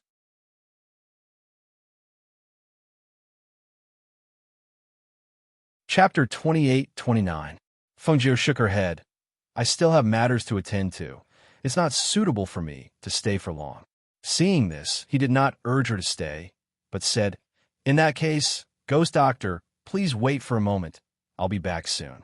As he spoke, he did not wait for Fengjiu to say anything and quickly walked out. Not long after, he returned with a space ring in his hand. He said, "Ghost Doctor, our Hong family has nothing else to thank you for. This is just a small token of our appreciation. Please accept it." Fengjiu raised her eyebrows and glanced at the ring. Before she could speak, she heard old Master Hong's voice from the bed behind her. "Ghost Doctor, this is just a small token of our appreciation. Please don't refuse." Seeing this, Fengjiu nodded. "In that case, I'll accept it." She took the space ring and stored it in her space. Patriarch Hong sent Fengjiu out of the residence and watched as she mounted her white horse and left before returning home. City Lord Yu, who had parked the carriage in an inconspicuous corner, saw Patriarch Hong enter and a woman in red riding a white horse leave, and only then did he have the coachman follow. After walking for a while, Lao Bai said, "Master, someone is following us." He swung his tail, feeling that the person following them was tired of living. Let's go. Go to a deserted place." Fengjiu said carelessly, too lazy to look back. Hearing her words, Lao Bai walked towards a deserted alley. When the carriage following them saw them enter the alley, the coachman said, "Patriarch," the woman in red rode her horse into the alley. "All right, stop the carriage here. The rest of you, follow me in to take a look." Patriarch Yu said as he led a few guards into the alley. When he entered the alley, he saw the woman in red sitting on the white horse looking at him. Seeing this, he could not help but be startled. She knew that he was following her. "Who are you?" Patriarch Yu asked in a low voice, and his aura swept towards Fengjiu. Fengjiu, who was sitting on the horse, looked at him calmly. "I should be the one asking you that. I'm the head of the Yu family in the city." He was slightly surprised. Was this woman not afraid of his aura? Just how strong was she? Oh, so it's the patriarch of the Yu family. Fengjiu nodded, his clear eyes falling on him, his eyebrows slightly raised as he asked, as the head of a family, why are you involved in shady business? Patriarch Yu has followed me all the way and even followed me into the alley. What are you trying to do? Hearing this, Patriarch Yu couldn't help but feel a little embarrassed. As the head of a family, he had been discovered following someone. Now, he was being criticized in such a manner. He felt anger boiling in his chest, and his aura fluctuated violently. You witch! How rude! He angrily glared at the guards behind him and shouted, what are you still standing there for? Teach her a lesson. Hearing this, Fengjiu smiled and said, Patriarch Yu, you're sick. Your temper is fatal. You're the one who's sick. Patriarch Yu was so angry that the anger in his heart attacked his heart. He could only feel the anger in his body churning. He angrily pointed at Fengjiu and shouted, hurry up, hurry up. Before he could finish his words, his mouth crooked, and his words became muffled. Then, half of his body trembled and his body stiffened, and he fell to the ground.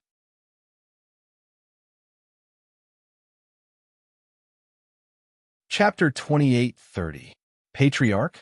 Patriarch? What's wrong with you? The guards called out to him anxiously, but they only saw him staring at them with bloodshot eyes and mumbling, ah. Seeing this, Fengjiu smiled. Why aren't you sending your patriarch back? It'll be troublesome if you're late.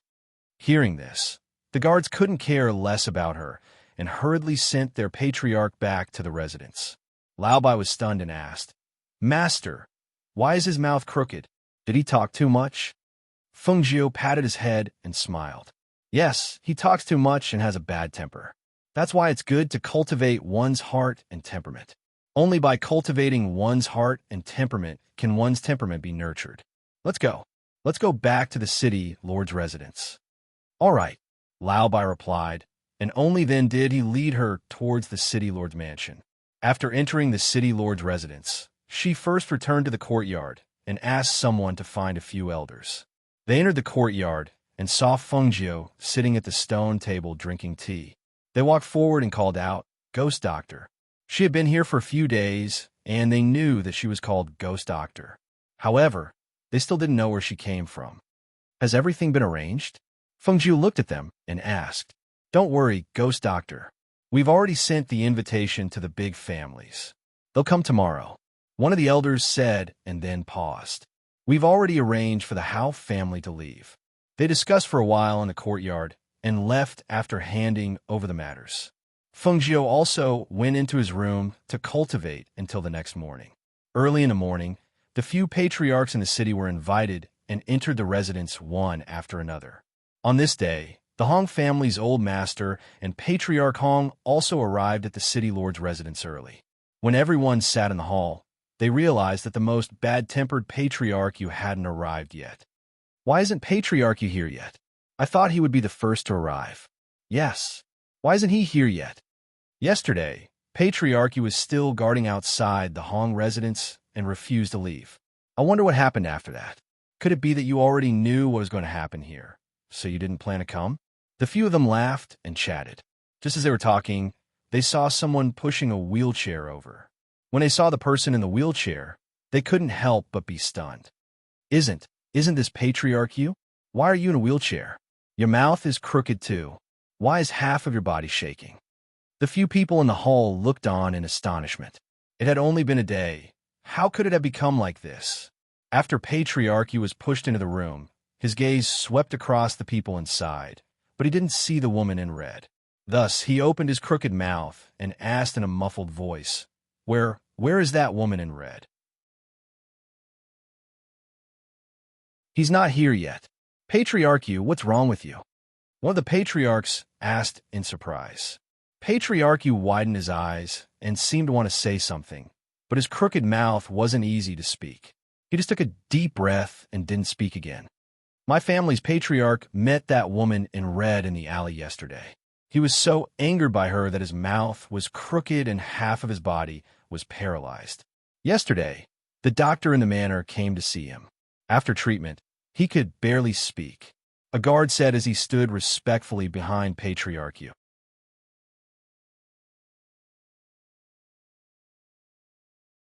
Chapter 28:31.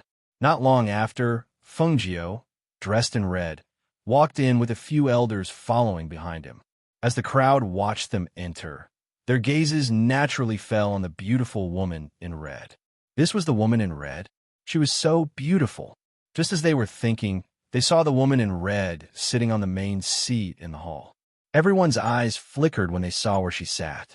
The elders stood on Fengjiu's left and right. They looked at everyone in the hall and said, "I've called everyone here today because I have something to announce." As the elder spoke, his gaze swept past everyone before landing on the Han clan's father and son. He continued, "The city lord has abdicated his position. After our discussion, we have decided to elect a successor to the city lord position. This person is the Han clan's clan leader." Everyone widened their eyes in shock when they heard this. They looked at the elder who spoke, as well as Han clan's father and son, who were unperturbed and unfazed. Let Han clan's patriarch succeed the city lord. That's right. The elder nodded. In the future, before he could finish, he was interrupted by one of them. Who was the one who picked them out? I want to know. All the people from the various aristocratic families in the city are so outstanding. How can Han clan's patriarch succeed the city lord? I hope there's an explanation that can convince us. The elder glanced at the patriarch, and then he gazed at Fengjiu and continued, "This isn't a discussion, and it's a notification of our decision. I think that it shouldn't concern you at all who the members of our city governor's estate elects to become the city governor, right?" Hearing this, the patriarch frowned and said in a deep voice, "How was it unrelated? There are so many people who are more outstanding than him. Why him? Also, who is this woman in red? Could it be that you chose Han clan's patriarch to succeed the city lord because of this woman in red?" His sharp gaze landed on Fengjiu. His gaze was as sharp as a knife and carried an inquisitive look. What ability did this woman have? How could she make them listen to her? Haha, that's where you're wrong. Does our city lord's mansion need your approval to choose someone?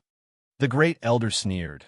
Like I said, I invited you all here today to inform you, not to listen to your opinions. Hearing these words, the family head only felt anger in his heart. Although he was not convinced, if the city lord's mansion and the Han family's forces were joined forces, they had no choice but to be wary. Compared to the family head, the other family heads were focused on the woman in red. Seeing her sitting quietly and drinking tea, they didn't pay attention to the family head's words. They couldn't help but secretly size her up. This woman's strength was unfathomable, and her bearing was extraordinary. Why would such a person suddenly intervene in the affairs of the city? He really couldn't understand. However, other than the people from the city lord's mansion and the Han clan, no one else knew about this.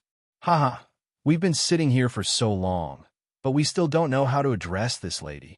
One of the family heads asked as he looked at Fengjiu, who was drinking tea. Hearing this, the elder and family head Hong both glanced at Fengjiu. Fengjiu looked up at the family head and said with a smile, "Ghost Doctor. Ghost Doctor."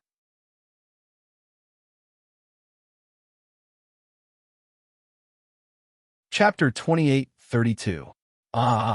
Patriarch Yu spoke in agitation and nervousness. Because he spoke too quickly, his voice was not clear.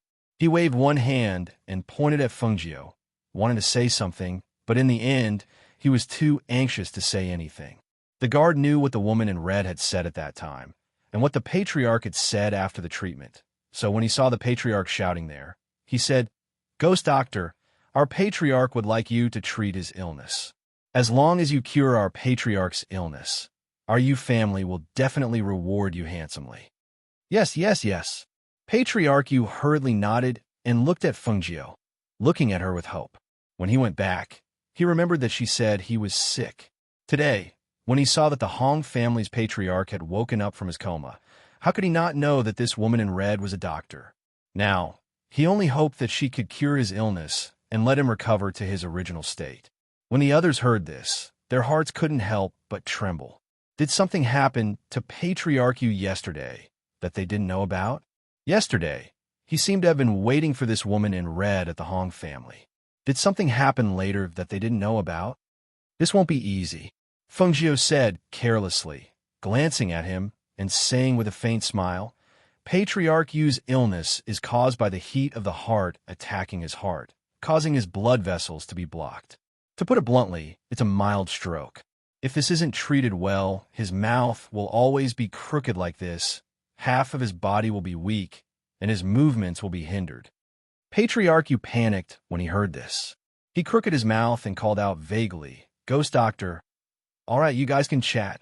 I'll return to the courtyard first, Fengjiu said, leaving the matter to them to discuss among themselves. Patriarch Yu panicked when he saw Fengjiu leave just like that. Seeing that his pleading was useless, he couldn't help but look at Patriarch Hong. Hong. He pushed his wheelchair forward with one hand, hoping that Patriarch Hong could help him. Seeing this, Patriarch Hong glanced at his father.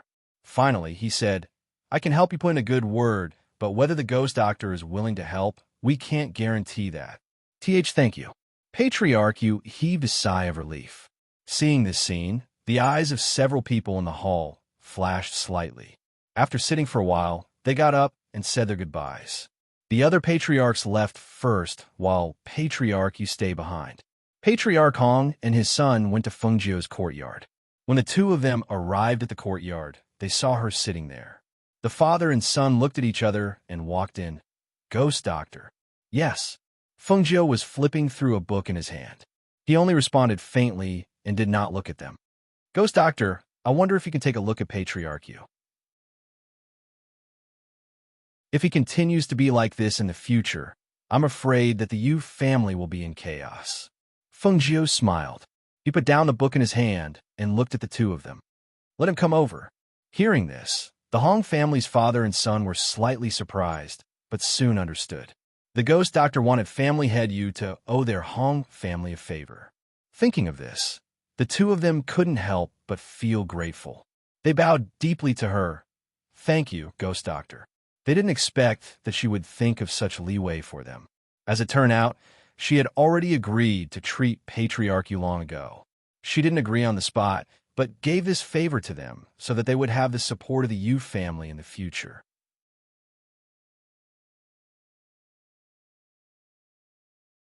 Chapter 28:33. With Fengjiu's permission, they brought Patriarch Yu over and watched her treat him in the courtyard. In the evening, when Patriarch Yu was sent back, his mouth was no longer crooked, but he still couldn't control half of his body. He was already very grateful because he heard the ghost doctor say that he would recover after half a month of recuperation. How could he not be excited by such a result? After he returned to the residence, he sent someone to deliver gifts of thanks. Fengjiu accepted them without any hesitation. That day, the Hong family arranged for an auspicious day to stay in the city lord's residence. The city lord's residence also released the news that the city lord had changed hands and was now Patriarch Yu of the Hong family. When this news was released, everyone in the city couldn't help but cheer. It could only be said that the Hong family had won the hearts of the people in the city, and it was also expected that they would become the city lord. The next day, when the Hong family came to Fengjiu's courtyard again, they found that the white horse and her had disappeared at the same time. In the peach blossom cove of the former Phoenix dynasty, a red figure strolled through the peach blossom forest like a fairy that had fallen into the mortal world. A gentle breeze brushed past her face, causing peach blossoms to fall. Her red dress gently swayed as she walked, blooming into beautiful flowers. They were like ripples on water, spreading out in circles. It was truly beautiful. She hadn't returned since she left. Now that she looked at this place again, she felt that nothing had changed. She sighed in her heart and felt a mix of emotions. Just as she was walking through the peach blossom forest, she faintly heard a familiar voice. This place is Xiao Jiu's Peach Blossom Cove. She used to stay here often. It's rare for you to come back, so take a good look. Guan Shilin's voice sounded in the peach blossom forest. When she heard this voice, Fengjiu was slightly surprised, then smiled. So, it was her brother? Did he bring Feng Yi and the others here to play? As she thought this, she restrained her aura and followed the voice. When she came to a peach blossom forest, she saw that they were indeed there. She saw her brother standing under a tree, while Feng Yi and Zhao Yang were sitting on a peach tree, swinging their legs. She smiled and hid her figure well. She picked a peach blossom and flew it towards Feng Yi. Guan Shilin under the tree saw this and immediately shouted, "Who's there?" At the same time, he reached out his hand to block the peach blossom. Seeing this, the smile on Feng Jiu's face deepened. She shot a few more peach blossoms, and this time, not only attacked Feng Yi and Zhao Yang, but also Guan Shilin. Guan Shilin blocked some of the peach blossoms. Seeing that the peach blossoms were not fierce and did not have any murderous intent, he was puzzled. He took a step back and saw that the peach blossoms were only attacking Feng Yi and the young man. It was more like the peach blossoms were toying with them than attacking them. SSD. SSSSS. Was it Little Nine? Xiao Jio's here? This girl's not here, but hiding in the dark to tease us. He shook his head inwardly. Feng Jiu leaned out and waved at him. At this time, Feng Yi and Zhao Yang shouted, "Who dares to sneak up on us?" The two jumped down from the peach tree and dodged until the peach blossoms stopped flying. Then they saw the red figure coming out from behind the peach tree.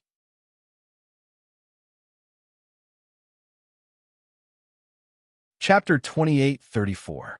Feng Jiu felt goosebumps rise on his arms when he heard the words little niece. It was such a loss to be called little niece by a kid so much younger than him. Sister Feng. Zhao Yang was also very happy to see her. He jogged to her side and greeted her. Feng Jiu reached out and patted his head. Yang, you've trained well. Continue to work hard." Yes. Zhao Yang smiled happily and nodded in response. "Xiao Jio, when did you arrive? Are you alone? Didn't Mose and the others come?" Guan Shilin asked.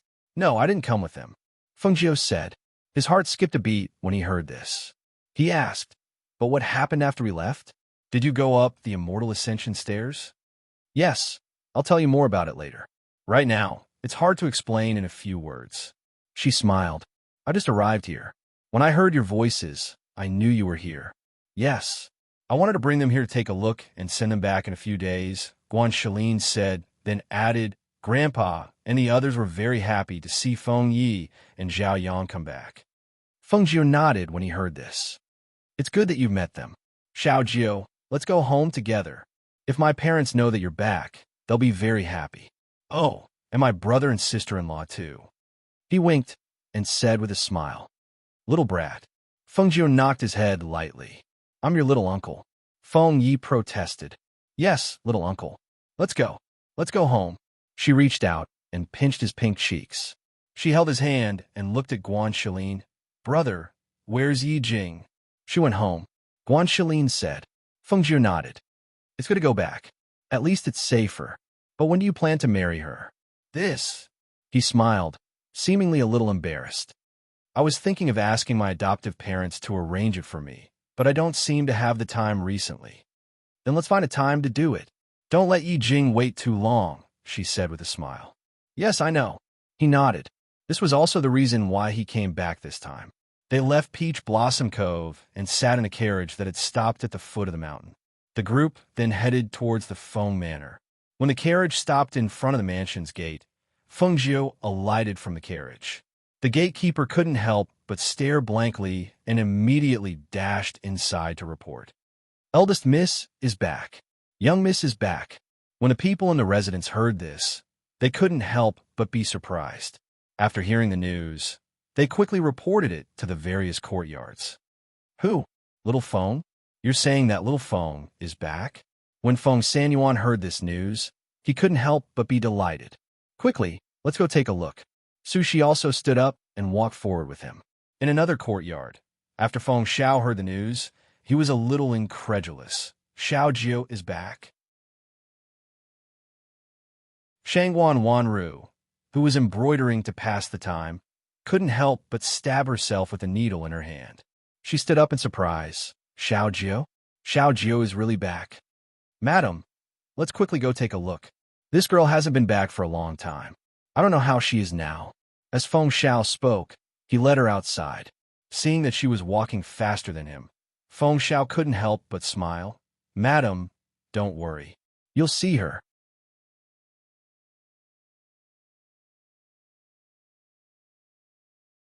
Chapter 2835. Xiao Jiao. Little phone. Voices of pleasant surprise rang out in unison from the mouths of several people. Feng Jiao only saw a figure flash in front of her. Her mother came to her side and hugged her. It's good that you're back. It's good that you're back. Shangwan Wanru cried tears of joy. Seeing that her daughter was back, her heart that had been worried about her finally relaxed. Mother, Feng Jiao called out, taking a step back and coming out of her arms. I came back to see you. Good, good, good. Feng Xiao nodded and patted her shoulder. Father, Feng Jiao called out sweetly, then looked at the two people at the side. Grandfather, grandmother. She called out. Looking at their faces, she smiled. Grandfather, you're almost younger than my father. Your complexion is also good. That's also because of the pills you left behind, Feng Sanyuan said with a smile. All right, don't just stand here. Let's go inside and sit. He gestured for everyone to enter the hall. Feng Jiao followed them in. After sitting down, Feng Sanyuan asked, Why are you the only one back? Where are the others? Actually, it's like this. I came from overseas using the Aurora transmission scroll. Moze and the others should be on their way. Overseas? Why did you go overseas? After I came back from Penglai Immortal Island, I was watched again. Those people used a spatial array to bring me overseas. Later, I escaped and came back first. She spoke in a few words, but their hearts were slightly raised. The danger was something they could not estimate. Xiao Jiao, why don't you come back home? Don't go out again. You're outside alone. We're all worried about you, Feng Xiao said with a frown. Hearing this, Feng Jiao smiled slightly. Actually, I came back this time because I have something to tell you. She looked at them and said, Moze and I have already discussed it. We plan to go to the Celestial Ascension Stairs and cultivate behind the profound light gate. We don't know how long it will take for us to return, so we decided to come back and take a look first. We're here to inform you. Hearing this, everyone was slightly surprised and asked worriedly, Is that place dangerous? Half and half, Feng Jiao said. Then how many people do you plan to bring? Why do you have to take the risk in such a dangerous place? Feng Xiao looked at her and was worried. I only plan to bring 8 people over. That's right, I picked up a child some time ago. I plan to raise the child over there. Actually, Mose and I are already considered strong over here, but there are many people over there who are stronger than us. We all want to increase our own strength. Also, I can't be with you. She smiled slightly. If I were to be with you, the danger you'll face will increase by dozens. I have many enemies, but their target is only me. Now that you're living here, it can be considered peaceful. I don't want to break the peace here. But you? Feng Sanyuan looked at her hesitantly.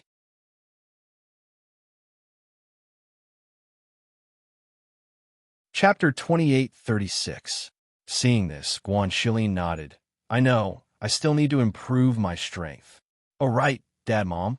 Find a time to help brother get married. She looked at her parents, sitting at the side, and said, Okay, we'll arrange this. They nodded and asked with a smile, What about your marriage with Mose? When do you plan to get married? Hearing this, Feng Jiao smiled and said, We're not in a hurry. We'll take it slow. They chatted in the hall for a while, then let Feng Jiao go back to rest first. Returning to the courtyard, she looked at the place that hadn't changed and smiled. It feels like I haven't been back for a long time, but this place is still the same. The decorations haven't been touched. It's still the same style as before. There's someone cleaning the courtyard every day. You can move in at any time. Feng Xiao walked with his hands behind his back and said, It's rare for you to come back. You should stay for a few more days this time. Okay, Feng Jiao replied and went into the room to look around before coming out again. Dad, are you all doing well here? Don't worry. Don't worry about us. We're fine here. He smiled. We don't have a country here now, so we're free in all aspects. Other countries don't dare to be presumptuous towards us here, so we've always lived in peace. Moreover, although there's no country here, the people around here, so no one from other places dares to have any ideas about us here. That's good. She nodded in relief. Don't you plan to let everyone know that you're back this time? He asked. Yes, don't spread the news of my return, so that those people don't come looking for trouble. Fengjiu said, I understand. I'll make the arrangements. As he spoke, he gestured for her to sit down and smiled. Your mother went to the kitchen to make some food for you. You can sit for a while and rest after you eat. Okay, she replied with a smile as she said, I'll let Lao Bai and the others out. It's been a long time since you've seen them. With a flick of her sleeve, Lao Bai and the others were released, and they walked around the courtyard happily. Another white tiger cub? Feng Xiao looked at the white tiger cub that was rubbing against her daughter's feet and was a little surprised. Yes, I picked it up. She smiled. There's still a silver wolf that I haven't contracted yet. You should have followed Mose here. That's good. You have these contracted beasts by your side, so you don't have to worry about having fewer people in battle. He laughed heartily and reached out to pat little white tiger's head. Seeing that it was its master's father, the little white tiger obediently lowered its head and closed its eyes comfortably, allowing him to stroke it. Not long after, Shengwan Wanru came in with something. Xiaojiu, I made some food for you. Try it. She walked forward with a smile, put down the tray, and took out the bowl on the tray and placed it in front of Fengjiu. Fengjiu opened the lid and saw that it was a bowl of hot noodles with many ingredients. Smelling the fragrance, she couldn't help but smile happily. Thank you, Nyangqin. Eat it while it's hot. Shengwan Wanru sat down beside her and handed her a pair of chopsticks, looking gently at the satisfied expression on her face. This child, it's just a bowl of noodles, but she's so happy. Thinking that no one would make such a simple thing for her outside, she couldn't help but feel sour.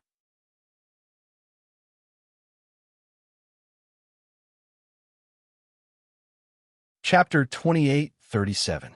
Mother, you're so good at cooking, Fengjiu said as he ate the noodles. He didn't know if it was because he was hungry or something else, but the noodles tasted delicious. Shengwan Wanru's eyes reddened when she heard this. Silly child, you like it. I'll cook for you every day. Okay, she replied with a smile and continued eating. She only put down her chopsticks when she finished the big bowl of noodles. Phew, I'm so full, she said as she touched her stomach. Seeing this, Feng Xiao and Shengwan Wanru couldn't help but shake their heads and smile. At this moment, a few contracted beasts also gathered around. Master, we're hungry too, Lao Bai said as he wagged his tail. How about this? Xiaojiu, you rest well. I'll bring them to the front, Feng Xiao said as he stood up with a smile. Shengwan Wanru also stood up and put the bowl back on the tray. Rest well. You can relax at home and don't have to worry about danger. Okay, I know. She nodded and stood up to send them out before returning to the courtyard. Walking in the courtyard, she touched her stomach. She didn't go back to her room to rest, but went to the back of the mountain instead. She heard them say that the fire phoenix was cultivating in the cave at the back of the mountain and didn't know that she was back yet. Now that she was full, she wanted to take a look at it. When she came to the cave at the back of the mountain and walked past the array, she smiled when she saw the array with the boundary. It seemed that even if she wasn't by its side, it was still cultivating consciously. The fire phoenix, who was cultivating in the cave, felt a familiar aura. It was stunned and opened its eyes. It immediately restrained its aura and flapped its wings to fly out of the cave. When it saw the dazzling red figure about to turn and leave, it couldn't help but call out excitedly, Master! Then, it flew towards Fengjiu. Fengjiu heard the sound and turned around to see the fire phoenix flapping its wings and flying towards her. She smiled and reached out to hug it. I saw that you were cultivating, so I didn't want to disturb you. Master, master, you've finally come, the fire phoenix said excitedly. Suddenly, it heard a clucking sound. It turned around and saw a green-furred bird running towards on the grass, flapping its wings and clucking. Master, master, he, master. Fengjiu was slightly surprised, looking at Green Hair who was running towards them. He couldn't help but be startled. Ah, it's a green-feathered chicken. She had almost forgotten that there was such a green-feathered chicken. When the fire phoenix heard Green Hair's voice, it immediately came out of Fengjiu's arms. With a flap of its wings, a gust of wind blew Green Hair away. Ha ha ha. Master. Seeing this, Feng couldn't help but smile. All right, stop fooling around. Since we're all out, I'll bring you to the front. Lao Bai and the others are all in the residence. She waved her hand and led the fire phoenix in green hair into the residence to meet with Lao Bai and the others. However, green hair kept clinging to her side and didn't go far. Instead, wherever she went, it clucked behind her and called for its master. Feng Jiu let the other contracted beasts gather while she returned to the courtyard to take a bath and lay down to rest. She didn't wake up until the next day. At the same time, she didn't know that Mose had already entered the territory of the Phoenix dynasty with the child and Lung Shuang and the others. They were on a flying ship and were heading towards the city.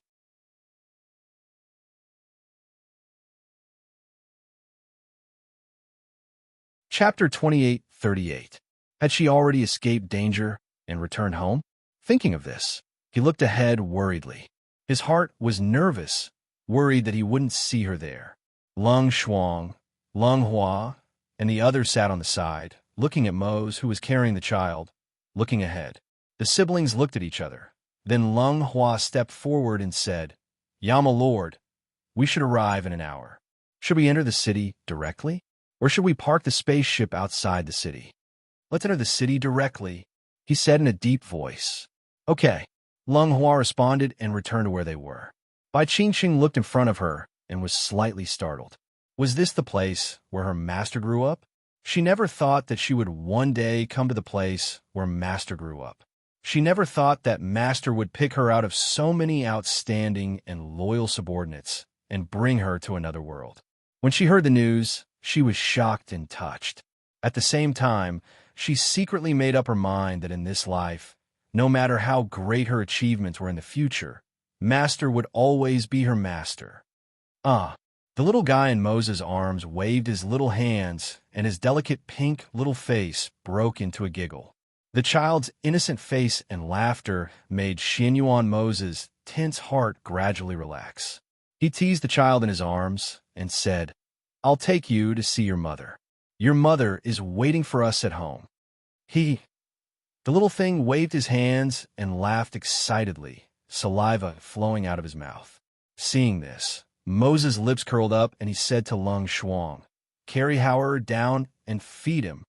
Yes. Lung Shuang stepped forward and took the child. He stood up and walked to the front of the spaceship with his hands behind his back. He watched the white clouds pass by, and a bustling scene appeared before his eyes. At this moment, Feng Jiu was washing up and getting up. After breakfast, she went to the alchemy room to refine pills. The contract beasts were all wandering around the residence. Even a fire phoenix was flying around happily, because its master had returned. Once its master returned, it didn't want to return to the cave to cultivate. The mansion was filled with joy because everyone had gathered. Old Master Feng and the others were discussing the betrothal gifts for Guan Shilin's marriage proposal. Suddenly, a loud noise that hadn't been heard in a long time resounded in the mansion. Bang! When they heard this voice, everyone in the mansion was stunned. What's going on? Could it be that someone had attacked their residence? When they thought of this, they quickly rushed towards the source of the sound. When they arrived at the alchemy courtyard, their worried hearts finally relaxed. So it's Xiao Jiu who's refining pills. This girl can scare people to death just by refining pills. I haven't heard the sound of a furnace exploding for a long time. I'm really not used to it. Feng Xiao laughed heartily. He looked at the figure who was coughing as he walked out of the alchemy room. Then he said to the people behind him, Disperse, disperse. Don't disturb her refining. Feng Xiao said as he walked back. Thus, after a while, the people who had followed the sound dispersed. Cough, cough. Feng Jiu covered her mouth and nose as she coughed lightly. She used her sleeves to disperse the smoke in the air. She looked at the destroyed furnace and thought for a moment. Then, she took out the furnace that she usually refined from her space.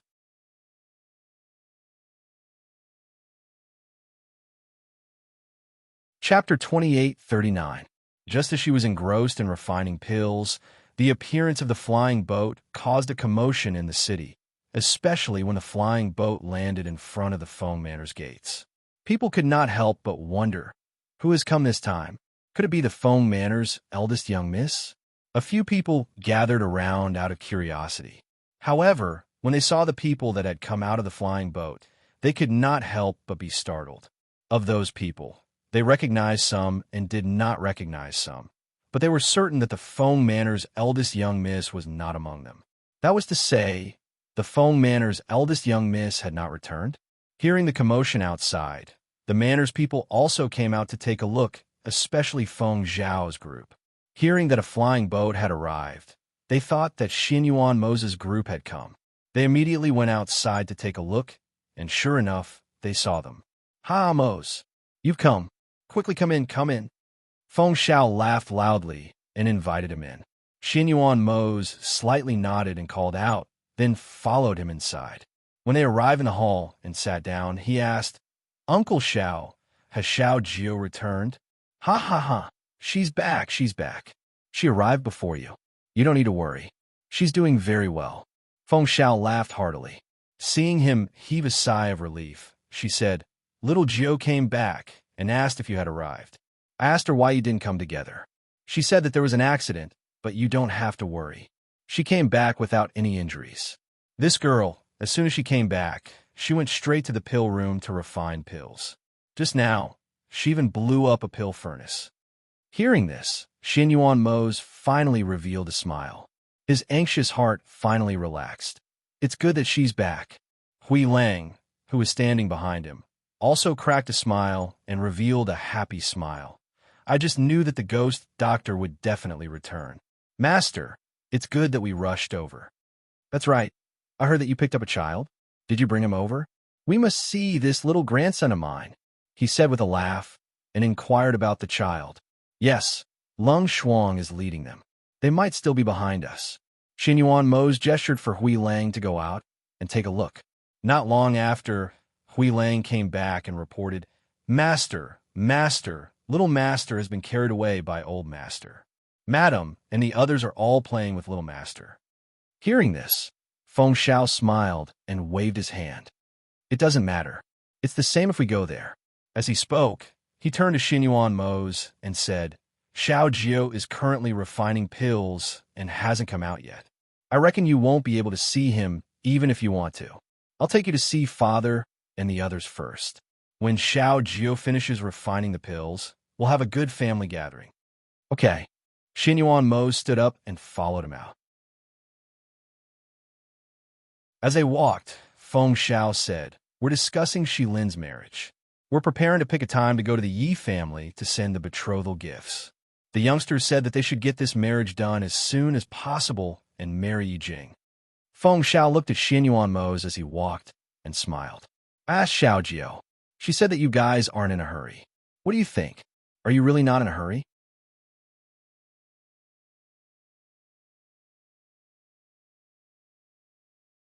Chapter 2840. Hearing this, Feng Zhao was slightly taken aback. She looked at him deeply and nodded. "I understand. We'll do as you youngsters say." The two of them went to the backyard. After greeting everyone, Xinyuan Mose went to wait outside the alchemy room. Although he knew that she had returned safely, he still wanted to see her with his own eyes. At this moment, Luo Yu and the others had already brought by Qing Sheng, Du Fan, and the others to tour the manor. When they walked over, they happened to see Xinyuan Mose waiting there, so they all bowed. "Yama Lord." Xinyuan Mose glanced at them and replied calmly. The few of them tactfully retreated, not wanting to disturb him. After walking for a while, Luo Yu said, "It's rare for you to come here. Let me take you out for a walk. We haven't seen Master since we came here. Is it okay to leave the residence like this?" Bai Qing Sheng asked hesitantly. "It's okay. Master isn't the kind of person to be harsh on his subordinates. Besides, Yama Lord is waiting for Master. Even if Master comes out, we probably won't be able to see him for a while. Why don't we go out for a walk first?" Luo Yu laughed loudly and said, "Ever since I left with Master, I haven't been back for a long time. That's good. You're familiar with this place. You could take us for a walk." Du Fan said with a smile. He looked at the people around him and said, "Lung Hua, and Lung Shuang aren't here. Should we call them? Lung Shuang has to take care of Little Master. He probably won't go. Lung Hua, on the other hand, can ask him if he wants to go. All right, Hui Lang too. Thus, the few of them walked and chatted.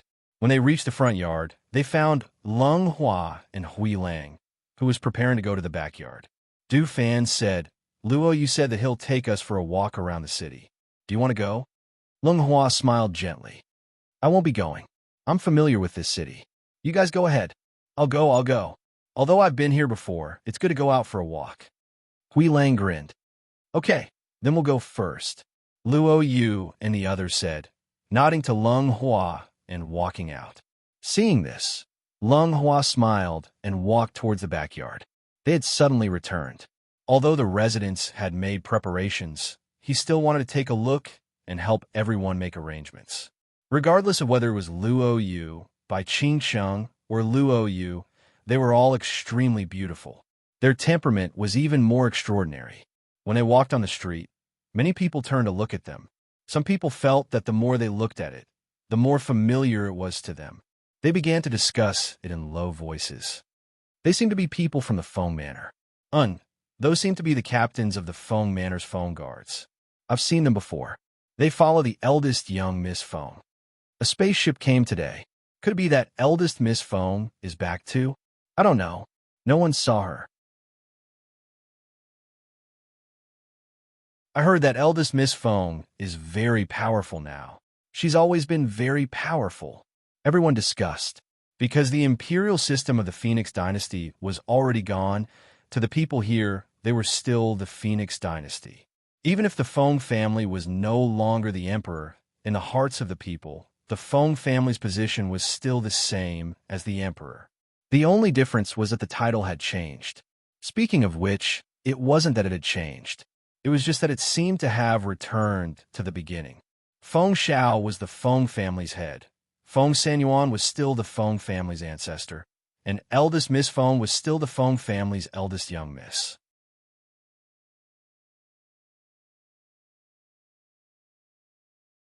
Chapter 28:41. Luo Yu and the others were strolling around outside. Feng Sanyuan and the others were playing with a newly arrived little Hao heir in the manor. Xinyuan Mose was waiting for Fengjiu outside the alchemy courtyard in the backyard. Smelling the medicinal fragrance coming from the courtyard, Xinyuan Mose's lips curled up. Even if he couldn't see her, he knew that she was refining pills inside. This kind of feeling made him feel very at ease. It wasn't until the sky gradually darkened that the alchemy room quieted down. Fengjiu walked out in dirty casual clothes, but his face was filled with a happy smile. When she walked out of the courtyard and saw the figure sitting under the tree, she was slightly stunned. Mose? It's me, Xinyuan Mose replied. He stood up and walked towards her. How are you? Are you all right? It really is you. Fengjiu smiled happily and said, I'm very good. I already said that you don't need to worry about me. Right, when did you guys arrive? We arrived around noon. I heard from Uncle Xiao that you were refining pills, so I waited here for you. He reached out to wipe away the pill dust on her face and said, seeing that you're fine, I'm relieved. Really? Why did you wait here for me for so long? Why didn't you go rest in the courtyard first? She held his hand and asked, Are you tired? I'm not tired. His lips curled up, revealing a smile. Let's go back to the courtyard. I've been refining pills in the alchemy room all day, and I'm covered in the medicinal smell. Let's go back and take a bath first before we talk. All right, he replied, and led her into the courtyard. Right, where's little Hao Er? Is he with Lung Shuang? Has he been obedient on the way here? Fengjiu asked as they walked. Xinyuan Mose nodded. He's been very obedient on the way here. Ever since we got here, he's been carried by your father and the others to play with. He's still in their hands now. It's been a long time since we've had such a small child at home, and they all like children.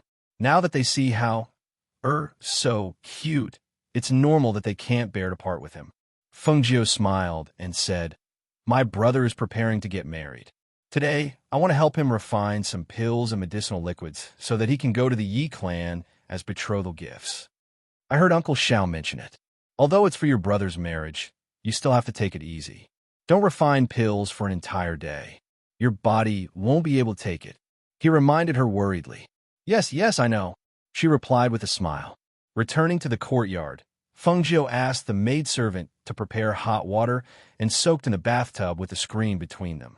In the inner room outside the screen, Xinyuan Mose was resting on the bed with his eyes closed. As he listened to the sound of the shower, he asked, "How are you doing over there? Have you seen the Black Lotus Lord? How did you escape?" When he said this, he opened his eyes and turned his head slightly to look at the screen. He saw a faintly discernible figure with black hair hanging loosely over her shoulders. She was holding a handful of water in her hands and washing her body. That kind of hazy beauty made him unable to move his eyes away. Me? I didn't fall into his hands. If I did, it would probably take a lot of effort to escape from that kind of situation.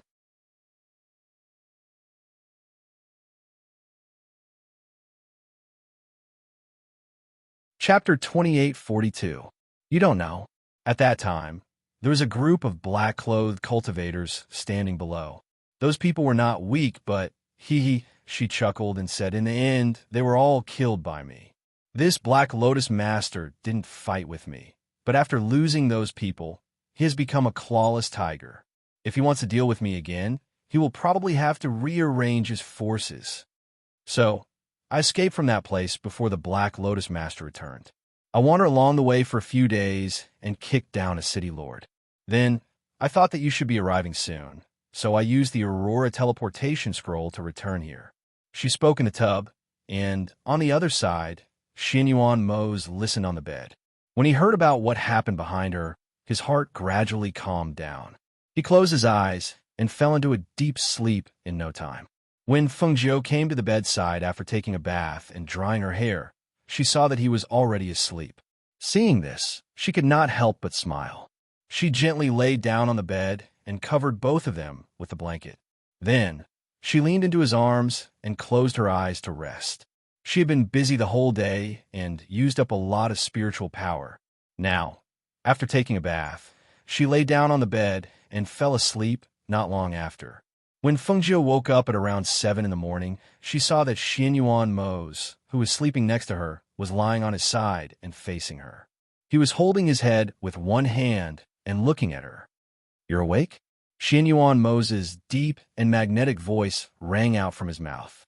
When he saw the dazed look on her face after she woke up, the corners of his lips couldn't help but curl into a smile. Even his deep black eyes were dyed with a doting smile. "Yes," Fengjiu responded. She rubbed her eyes and looked at him again. She asked, "Why didn't you get up early in the morning? Why were you staring at me?" "Because you were drooling.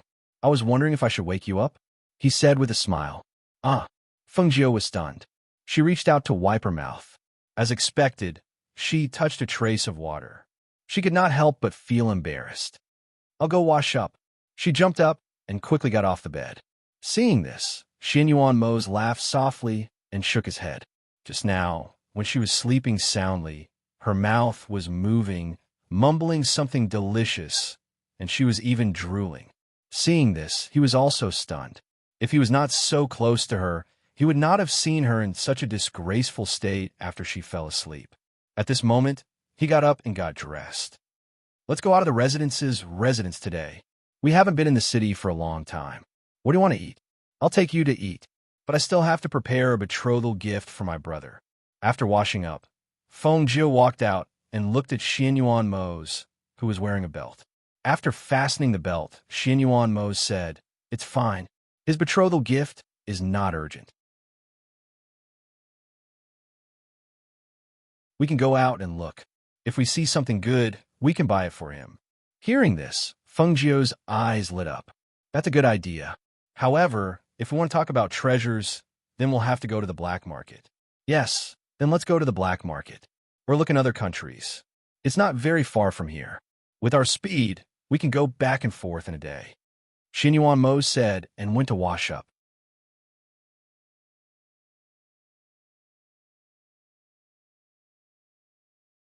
Chapter 2843. Seeing this, Xinyuan Mose nodded. "Then let's go to the black market. By the way, I haven't seen how yet." Should I ask Lung Shuang to bring him over first? That's fine too. Ask Lung Shuang to bring him over. I'll change my clothes before I go out. I don't want to be surrounded and stared at like a monkey. Hearing this, Xinyuan Mose looked down at himself. Do you need a change? Feng Jiu pursed his lips and smiled. You don't need to. Just wear a mask. That's fine too. Xinyuan Mose walked out and waited for Feng Jiu in the courtyard. At the same time, he called out, Ing Yi, ask Lung Shuang to bring her over. Yes. Ing Yi answered in the dark. His figure flashed, and he quickly left. Not long after, Lung Shuang came over with Hao in his arms. There were a few other people beside him. After they entered the courtyard, they bowed to Xinyuan Mose. Yama Lord. Xinyuan Mose nodded slightly and glanced at them. When Feng Jiu came out, he had changed into a green robe, and his face had changed into a handsome appearance. Compared to the dazzling red robe from before, he was much more low-key. Master. They all bowed. You guys, if you have nothing to do, bring Du Fan and the others to familiarize themselves with the mansion. There's nothing to do here recently, so you can relax. As Feng Jiu spoke, he walked into the courtyard and said, Zhe and I are going out. Du Fan and Qing Sheng come with us. Yes. The two answered respectfully. Hui Lang came in from outside and was about to speak when Ing Yi pulled him aside. Why are you pulling me? Hui Lang asked discontentedly as he slapped his hand away. Master is going out, and I'm going to go with him. Master and the ghost doctor will be accompanied by Du Fan and by Qing Sheng. You don't have to be in the open anymore. Just stay in the dark like me. Ing Yi said and glanced inside. In the dark? Hui Lang thought for a moment and glanced inside. Finally, he agreed. Let's stay in the dark then. In the courtyard, Feng Jiu was playing with the child. Little Hao come, mother will give you a kiss. She took the child and kissed him. Xinyuan Mose's eyes moved slightly when he saw this. He felt that Xiao Jiu liked children very much. Lung Shuang. Hao can be handed over to the Manor's Annie Li. She can be considered an old member of our Feng Manor. It won't be too tiring to have her take care of you. Feng Jiu said, you just need to stay by Hao's side. Normally, nothing will happen. Yes, master. Lung Shuang complied and took the child from her. Then we'll be going out first. You can stay in the manor, Feng Jiu said and patted Luo Yu's shoulder with a smile. She then left the courtyard with Xinyuan Mose. Behind them, Du Fan and Bai Qingsheng followed. After getting into the carriage, Feng Jiu had the driver remove the Feng Manor's insignia from the carriage. Only then did they go to the main street and arrive at the black market. One of them had changed his appearance, while the other was wearing a mask. When they got out of the carriage, the people guarding the black market could not help but stare blankly.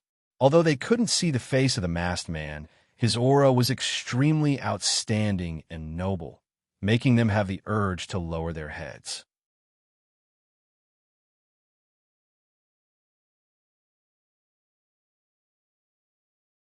Chapter 2844. Even though they often had visitors from other parts of the city, the aura of these people was different from the rest. Even the children of the aristocratic families were not as good as them. Seeing them enter the black market, the curious onlookers retracted their gazes. Those who could enter the black market were mostly people of status. After all, the items in the black market were not something ordinary people could afford. Once they entered, a middle-aged man walked out. He quickly walked up to them and bowed to them. He asked, I am the manager here. My surname is Kong. May I know what you would like? At the same time, he secretly sized them up, feeling a little strange. Do you have anything good here recently? Feng Jiu asked. Hearing this, Manager Kong asked, May I know what kind of item you would like? It doesn't matter what kind it is. As long as it can be considered a treasure, we can take a look. I see. He looked at Feng Jiu hesitantly and asked, Young master, you look very unfamiliar. May I know? Before he could finish, he saw a black token being handed to him. He was stunned and quickly took a look. When he saw it, his hand trembled and the black token almost fell to the ground. He suppressed the shock in his heart and his attitude instantly became extremely respectful. Please go upstairs. I will invite the president. he said in a trembling voice and led them to the VIP room upstairs. He instructed the servants to serve them well and then quickly rushed to the backyard of the black market to find the president. President, president, big brother, big brother. Manager Kong ran in like a gust of wind, shouting at the same time. The president here was of the same bloodline as him, and was also his elder brother with the same surname. It was also because of him that he was able to be transferred here to be a steward. In the backyard, the president was talking to two old men. When he heard the shouts outside, he could not help but frown and look up. He saw Manager Kong running in quickly. "What's going on? Why are you so flustered?" he said in a low voice. At the same time, he picked up the teacup in front of him and took a sip of tea. "President, that black token, that level 1 black token has appeared." "What?" The president's hand holding the teacup trembled and the tea spilled out. He looked at the manager in shock and asked, "Are you talking about the black token in the ghost doctor's hand?" "Yes, yes." The manager quickly nodded. The two old men to the side were also shocked. They asked, "What's going on? Hurry up and make it clear." Just now, there were 4 people outside. One of them was wearing a black robe and a silver mask. His aura was very intimidating. One of them was wearing a white dress. Her face was very beautiful. One of them was holding a folding fan and looked like a scholar. The last one was wearing a green robe and took out a black token. It said that they were here to see a treasure. Any treasure would do. When I saw that black token, I hurriedly came to report. "President, could this be the ghost doctor?" Hearing his words, everyone began to ponder. Chairman Kong stood up and calmly said, "Logically speaking, since the ghost doctor has gone to the upper continents, she shouldn't come back often. However, a while ago, her adopted older brother brought the Feng family ancestor's youngest son back. Yesterday, a flying ship stopped in front of the Feng Manor's gate. If the ghost doctor came back, that would be normal." You're tuning in to the Warrior Lore YouTube channel. Don't forget to subscribe and join us on this journey to catch the most captivating stories.